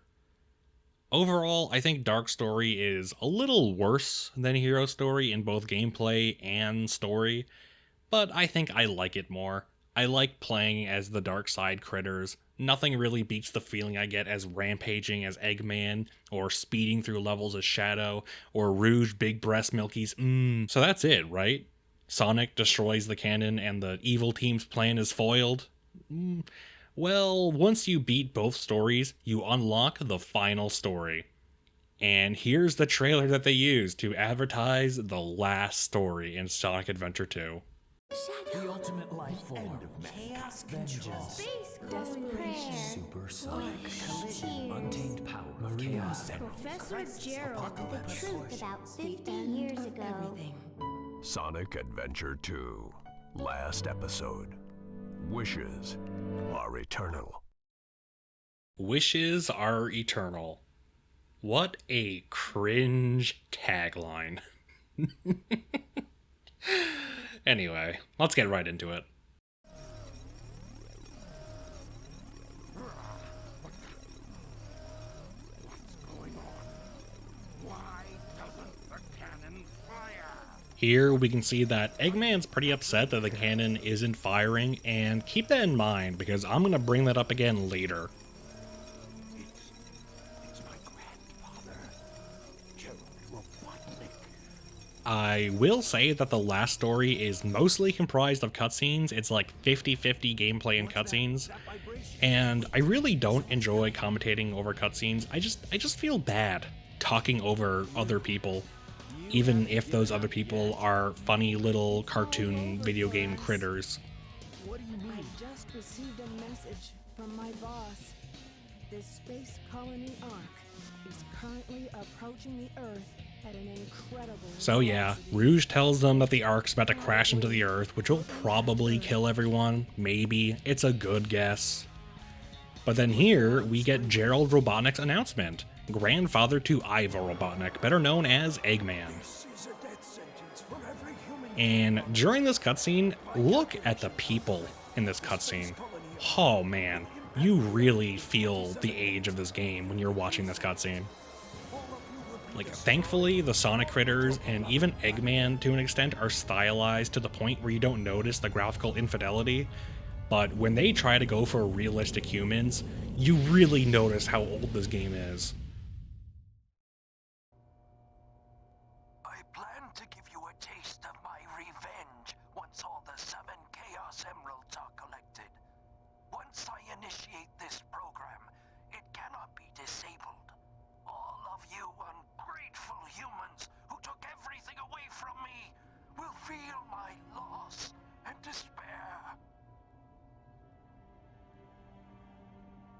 Is there anything else you want to say? No. Ready! What's going on here? So yeah, there is a Death by Firing Squad execution in Sonic Adventure 2. So, if you had that on your bingo card, then what the hell? I do find it pretty funny how the government knows that the Ark is capable of destroying the entire planet, and they didn't send like one guy with a hammer up there to smash the console or something. I mean, I guess they have a bunch of robots chilling around, but it is strange. You're pretty persistent for a hedgehog. Still alive. I like how Eggman's not even that surprised that Sonic's still alive. He's like, yeah, that seems about right. Anyway, Eggman hands Rouge his grandfather's diary, and Rouge is gonna read us a little bedtime story. I wish Rouge would read bedtime stories to me. I don't quite know what happened or what went wrong. Was it a mistake to create the ultimate life form? I thought it would be something that would benefit mankind, but then the military guards landed on the colony that day. They were sent to destroy the research project that I had been working on. My colleagues at the research facility, my granddaughter, Maria, I hope you are all safe. The colony was completely shut down, probably to keep... But then Rouge's voice gets overtaken by Gerald's, and my erection goes away. Shut down under the premise that there had been an accident. I found Maria's name among those who died when the Ark was shut down. She meant everything to me, and I couldn't bear the thought that she died because of my research. I lost everything. I had nothing more to live for. I went insane. All I could think about was to avenge her. So here we find out that in response to Maria getting killed, Gerald develops a weapon to destroy the entire planet. So hey, that's a pretty reasonable response, huh? In all seriousness, it actually is a pretty good storyline. You know, a scientist who's devoted to the betterment of mankind is betrayed and has one of his loved ones killed, which kind of drives him insane. I think it's a pretty neat trope, and hey, it got a Shadow, so that's cool. If you wish to fill the world with destruction... Oh, so that's why you released Shadow from the base. The Eclipse cannon is now highly reactive and explosive. This is because the Chaos Emerald is overpowered. If the colony collides with Earth, it will shatter into pieces like my grandfather predicted. That mad scientist. I do like how Eggman still kind of looks up to his grandfather. That mad scientist. He says that with like a hint of admiration. I find that really cute. But how? That's it. So here, Rouge figures out how to stop the Chaos Emerald, and it's by using the Master Emerald. I think it should have been Knuckles who brought this up. That was the foreshadowing I mentioned at the beginning of the episode, by the way. And look at the little master, it's so tiny now. and does Knuckles have little pockets? That's so adorable. There still may be some time left. If we pull together, we might be able to get to the shore. So, Eggman is the one who says, hey guys, if we work together, we can save the day. We can stop the planet from being blowed up. But like, wasn't he the guy who was about to blow up the entire United States of America? That would have killed like a few dozen people, right? It's a little strange how it's like, you know, he's this guy who's about to massacre millions, and then he's like, oh yeah, oh no, we have to save the day. Come on, guys, let's all stick together. I think it should have been Tails who says we need to work together for this, and then like maybe they have to say something to Eggman to be like, you need to help us too. As it currently stands, it's a little inelegant, you know? Eggman's suddenly on the good guys team, even though he was about to become probably one of the biggest mass murderers in all of history. I wish we got a little more clarification on that. But this is the final level, and it involves playing as the whole cast. First you play as Tails, and then I'm not gonna spoil the rest. You'll just get to find out. I do find it very interesting how on the Ark there are time stop switches. That's hot. But also, like that's crazy, right? The Ark has time stop switches, excuse me? Since when has this been a technology? I understand it's a level gimmick, but you know the implications of that, right? I feel like Eggman should be using that to take over the world instead of, you know? Anyway. We use the time stop switches to get to this last room here, and what you're supposed to do is you're supposed to ride up on those stomping blocks, but you can't just jump up here with a jet boost, and that's what I like doing. It feels nice to do. When time isn't stopped, there are lasers that stop you from doing it, so that's why I had to stop time. Now we play as Eggman, and it's about the same as what we did with Tails. There's some enemies we have to wait to shoot, which is not great. It's a little annoying, having to stop my progress just to wait for the enemy to let me kill them.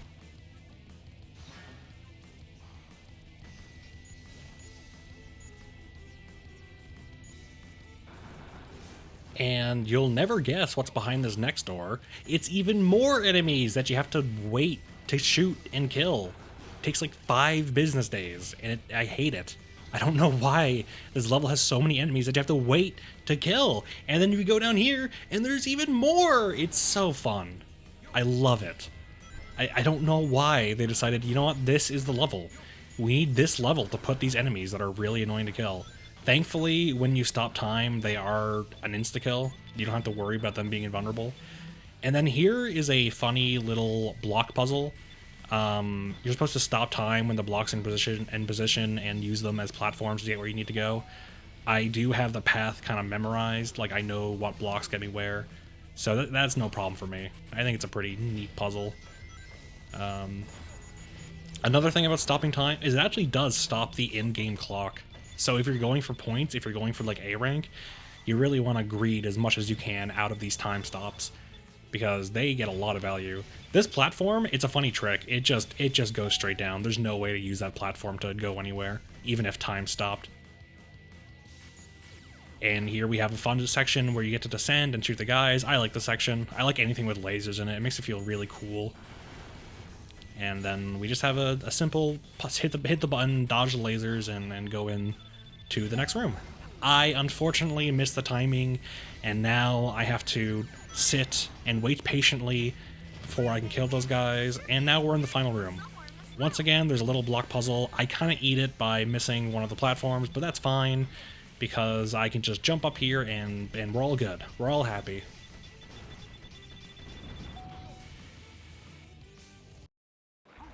Now we have the Rouge section, and Rouge's objective is to drain the liquid out of the core. Really wish Rouge would drain... No, it's too easy. So to get to the place where you can drain the liquid, you have to stop time, and then once you stop time, this sand waterfall here, you can't go through that while time is going for some reason, so you have to stop time to go through there. Then there's this really funny hallway where you have to time the stop so that the block doesn't just stop you from going in there. And then we're in this room, which this guy is guarding a little switch. And what you should do is you should stop time and then hit that switch, because the cutscene here, if you stop time, during this cutscene, time would have been stopped, so the timer would have not been going forward. Here, I tried to stop time to, you know, get into the little tunnel, but I mess it up, and then I have to wait and do it again. Thankfully, I get it this time, but that waterfall is still there, so to get out, I need to be quick, and I wasn't quick enough. So I have to go back, and I have to stop time all over again. I, for some reason, elect to climb up instead of taking the spring that brings me up there instantly, and because of that, I still don't get there in time. I for some reason, I try to, like, glitch through, like the game's not programmed correctly or something. Like, there wasn't a poor QA tester who spent 5 hours of his life trying to do exactly that. Like, I was gonna do it in 2 seconds. But, and I messed it up a third time. Oh god, how embarrassing. Oh, I'm never gonna get A rank at this rate. So, Rouge hits the switch, and the water starts to fill up. Really hope she has a way out of there. If not, that'd be unfortunate. So, Knuckles has something a little more involved. I'm gonna be honest, I did play this game off-screen for just a bit to collect the rebreather power-up, which allows you to breathe underwater, because as you can see, Knuckles is gonna be underwater for quite a bit of this level. And I want to be honest, I do not have the mental fortitude to even listen to a second of the Sonic drowning theme. I don't have it in me. I apologize that I didn't show you where the rebreather is.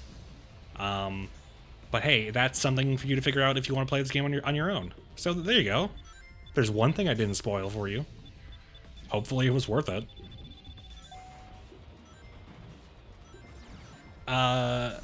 You know what I've actually thought of doing? I've thought of setting my morning alarm to the Sonic drowning noise, just to start my day off with pure panic and adrenaline, because then it's only up from there, right? You know? Here, I try to go into the tunnel, but then I'm like, oh right, there's a big water flow preventing me from going in there. And what you're supposed to do is stop time to go through the tunnel, but I forget where the switch is. I do eventually find it, but not without losing even more time than I would like to. Swimming is pretty underutilized in Sonic. I think this level has the most swimming in total, and I can see why. It's slow and limiting, and it's just not as fun to swim as it is to move around normal-like. Another cool laser section.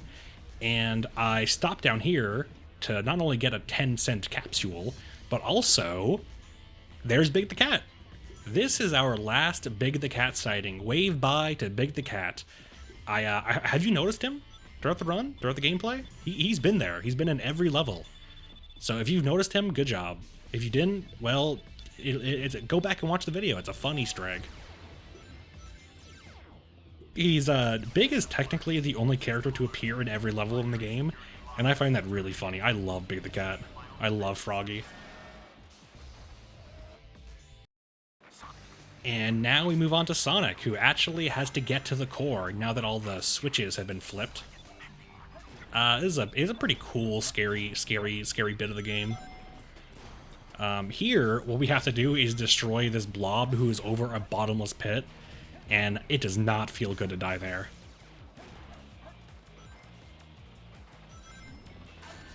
I get stomped on by a gun robot. If you have robots in this part, why not just... if Gun has robots here, why not just destroy the Ark, you know? Last gold beetle sighting, by the way. That's the last gold beetle that we're gonna get. So, say thank you to the gold beetles for providing us with many points throughout this game. This part here is extremely reminiscent of the ancient temple level in Sonic Adventure 1, with the sand and the design of like the ancient like tunnel and pillar and everything. And you'll see why in a second. There is a pretty good reason for it to look like this. It does not come out of nowhere.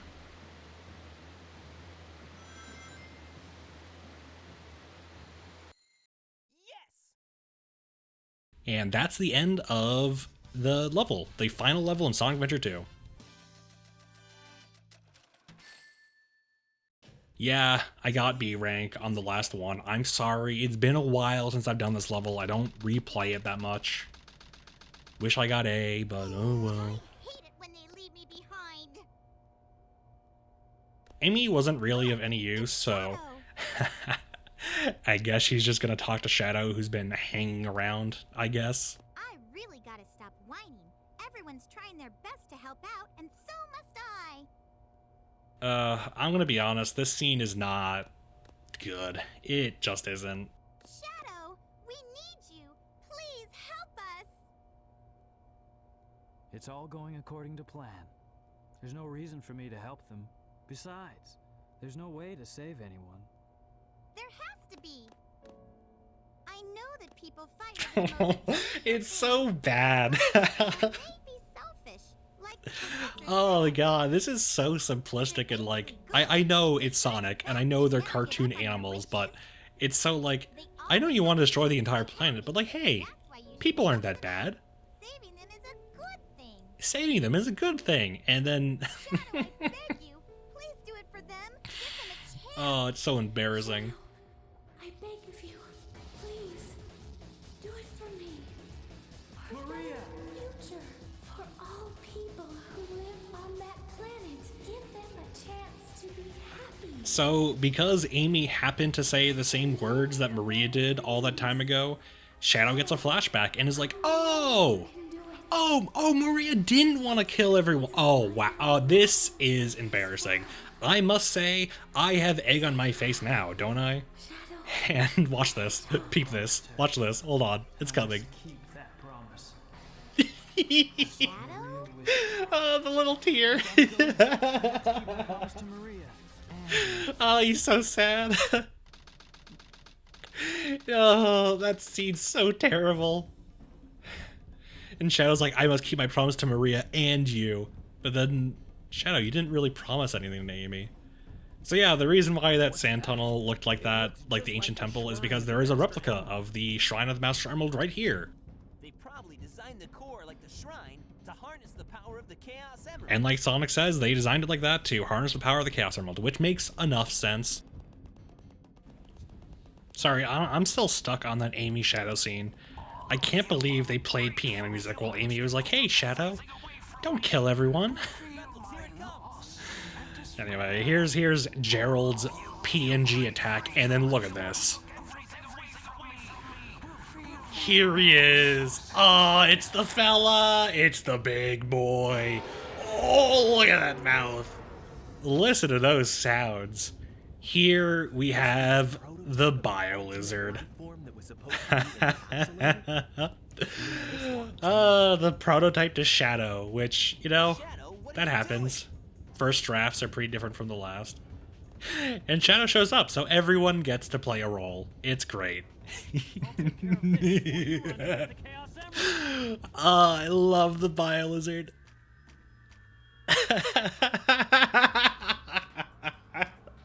Look at him. I love his music. I love his goofy McDonald's play tube mouth.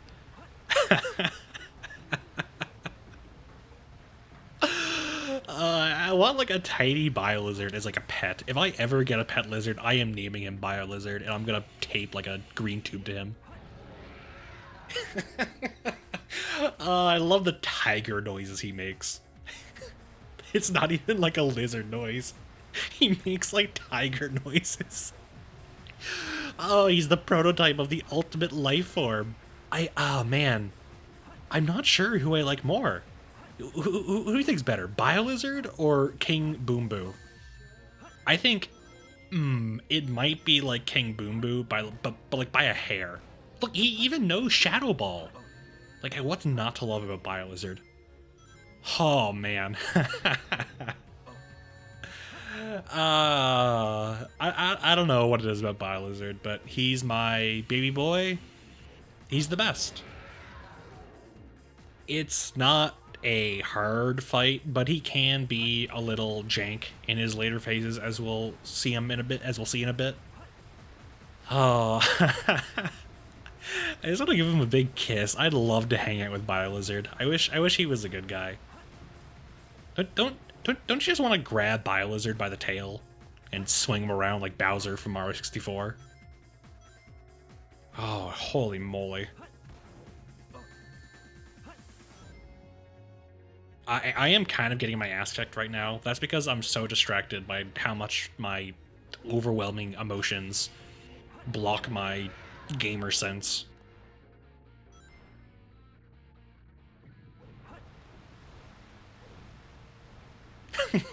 I like how his main attack is like, I'm just gonna chase you around in a little circle. I'm gonna get you. Come here, come here. You know what? That's something he shares with King Boom Boo. I think I just really like bosses who chase you around in a circle. I think that might be the secret to my heart.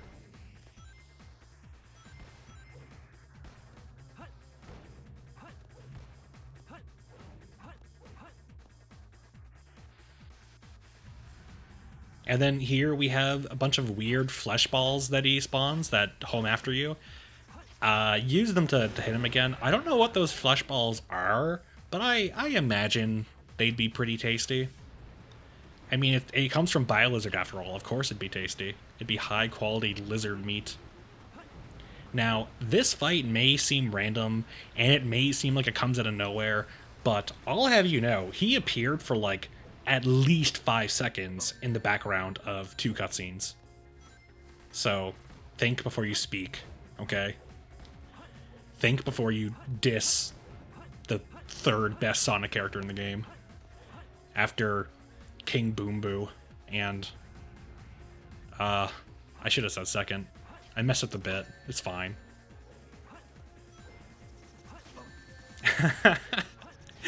You can see what I mean by it's a little jank. I try to home in on the meatball, and then I just home in on I just home in on Biolizard, and I die because the game didn't register that, hey, I want to hit the flesh balls and not Biolizard. I am gonna cut out my my retry to getting to this point, because as much as I know you all want to see more Biolizard, I don't have it in me to commentate anymore, man. It's been going on for like 3.5 hours. I really, I'm tired, boss. By the way, I'm not sure if you heard it, but whenever Shadow dies, he says Maria, which is sweet and tragic, but also pretty funny. And there goes Biolizard. Oh, I miss him already. So tragic. Gone. This was my Harambe. The fellas make it to the shrine, and thankfully there's just a hole for the Master Emerald, which is great. It's a different size again, by the way. This chant that Knuckles is saying, this is another reference to Sonic Adventure 1. I believe Tikal says this in Sonic Adventure 1 a few times, and she says it to the Master Emerald, so that's some lore.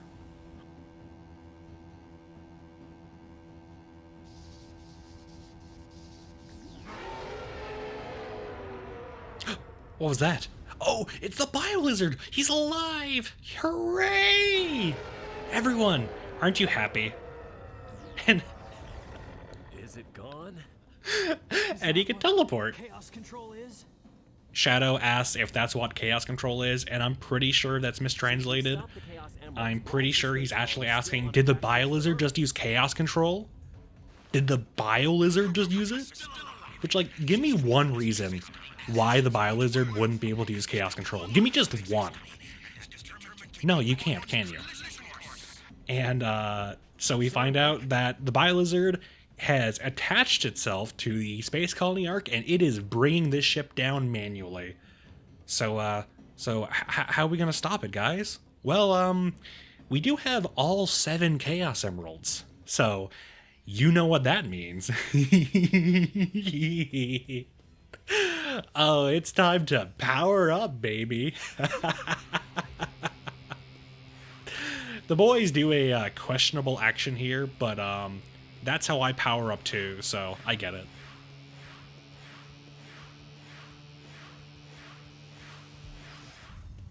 And here we get the boys.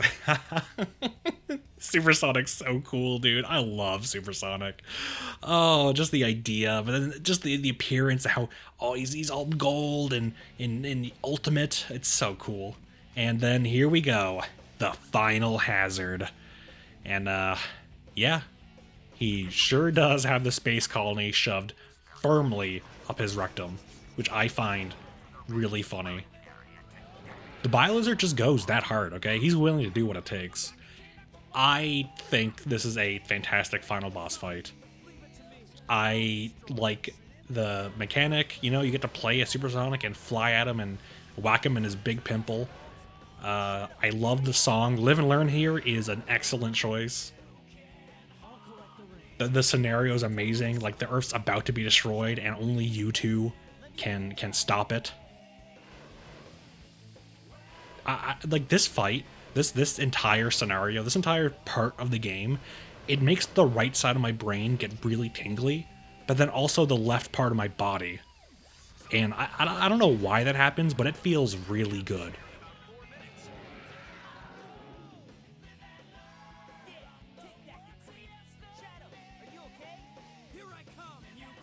This is such a great part of the game. I know I might seem like a child fawning over my funny cartoon animals smashing into each other, but listen, okay? Listen. I don't have a response to that. I wish you could play as Supersonic or Super Shadow in the main game. You can with mods, but I mean like in like the base game without mods. But I think it's fine to reserve it for this final sequence. It's just so cool. It makes it even more special, you know? So if you didn't notice, the ring counter is going down. So Supersonic and Super Shadow, they can only maintain their form for so long, so they have to take turns. They really did need each other to beat the enemy and save the day. And look, watch this. Hold on. Wait for the drop. Oh, it's so great. What a cool fight. This inspired so many made-up scenarios in my head. And here's a... Look at this frame with all of my 3 favorite boys.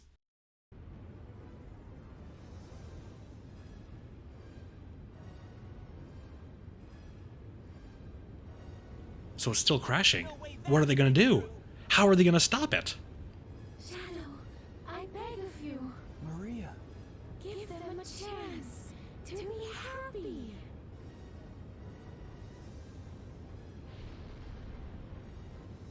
Now, Shadow! Chaos control!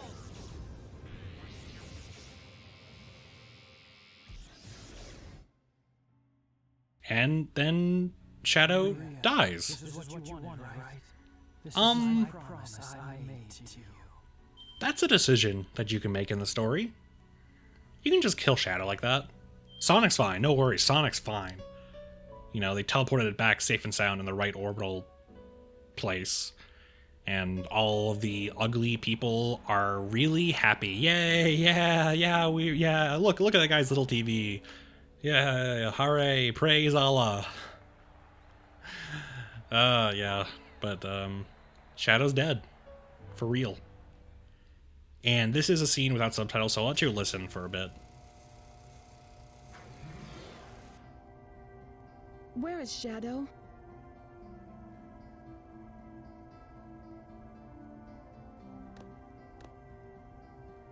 Do you really think that the professor created him, Shadow, to carry out the revenge on all those who live here on Earth? He was what he was. A brave and heroic hedgehog who gave his life to save this planet. Yeah, those Shadow lines the tie Hedgehog. into how it doesn't matter what your origins are, as long as what you I do. guess you're right. Which is a message I really like. As a child, looked up to my grandfather because of all the great things he accomplished in his life. He was my hero, and I wanted to be a great scientist like him. But did he really mean to destroy us? I don't know, but what I do know is we all did it together. You're right. Good response, Tails. So what's next for you, Rouge? Off again to find those jewels you love so much? Nah, I think I'm gonna give up this line of work. Too much work for too little pay. Anyway, I've got something better than jewels that I'm thinking about right now. These two end up together. It'll all work out. You'll see. That's canon, You I say so. promise. These two absolutely have cute babies. Ultimate life form. What's the matter, Sonic? Oh, it's nothing. Come on, let's go home. To the planet as cool and blue as me. That's classic Sonic. As cool and as blue as me. It's great. Sayonara, Shadow the Hedgehog.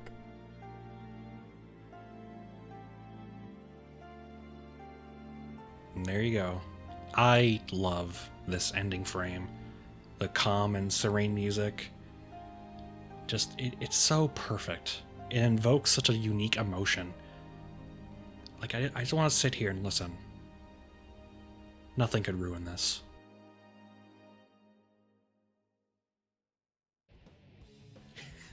And then they start playing rock music! Guys! Guys! You didn't need the rock music. The piano was perfect. Live and Learn had its moment.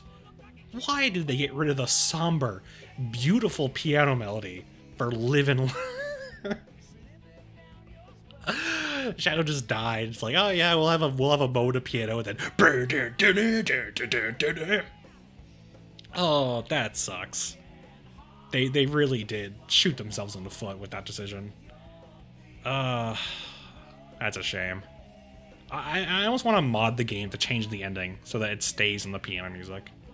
I really wish they kept, at least until it faded to black, you know?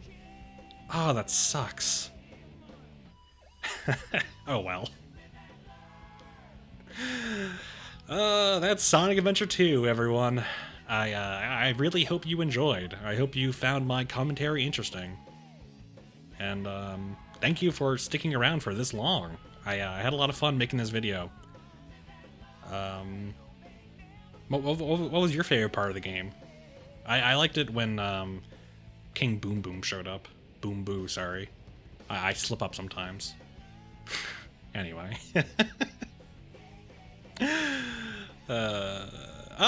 Happy 10th anniversary to Sonic. Ring the bell, everyone. Happy 10th anniversary to Sonic, because that's what it is.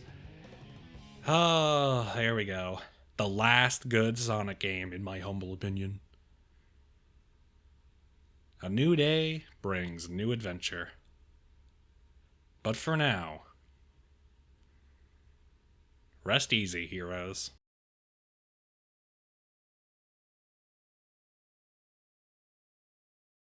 Sayonara, Shadow the Hedgehog.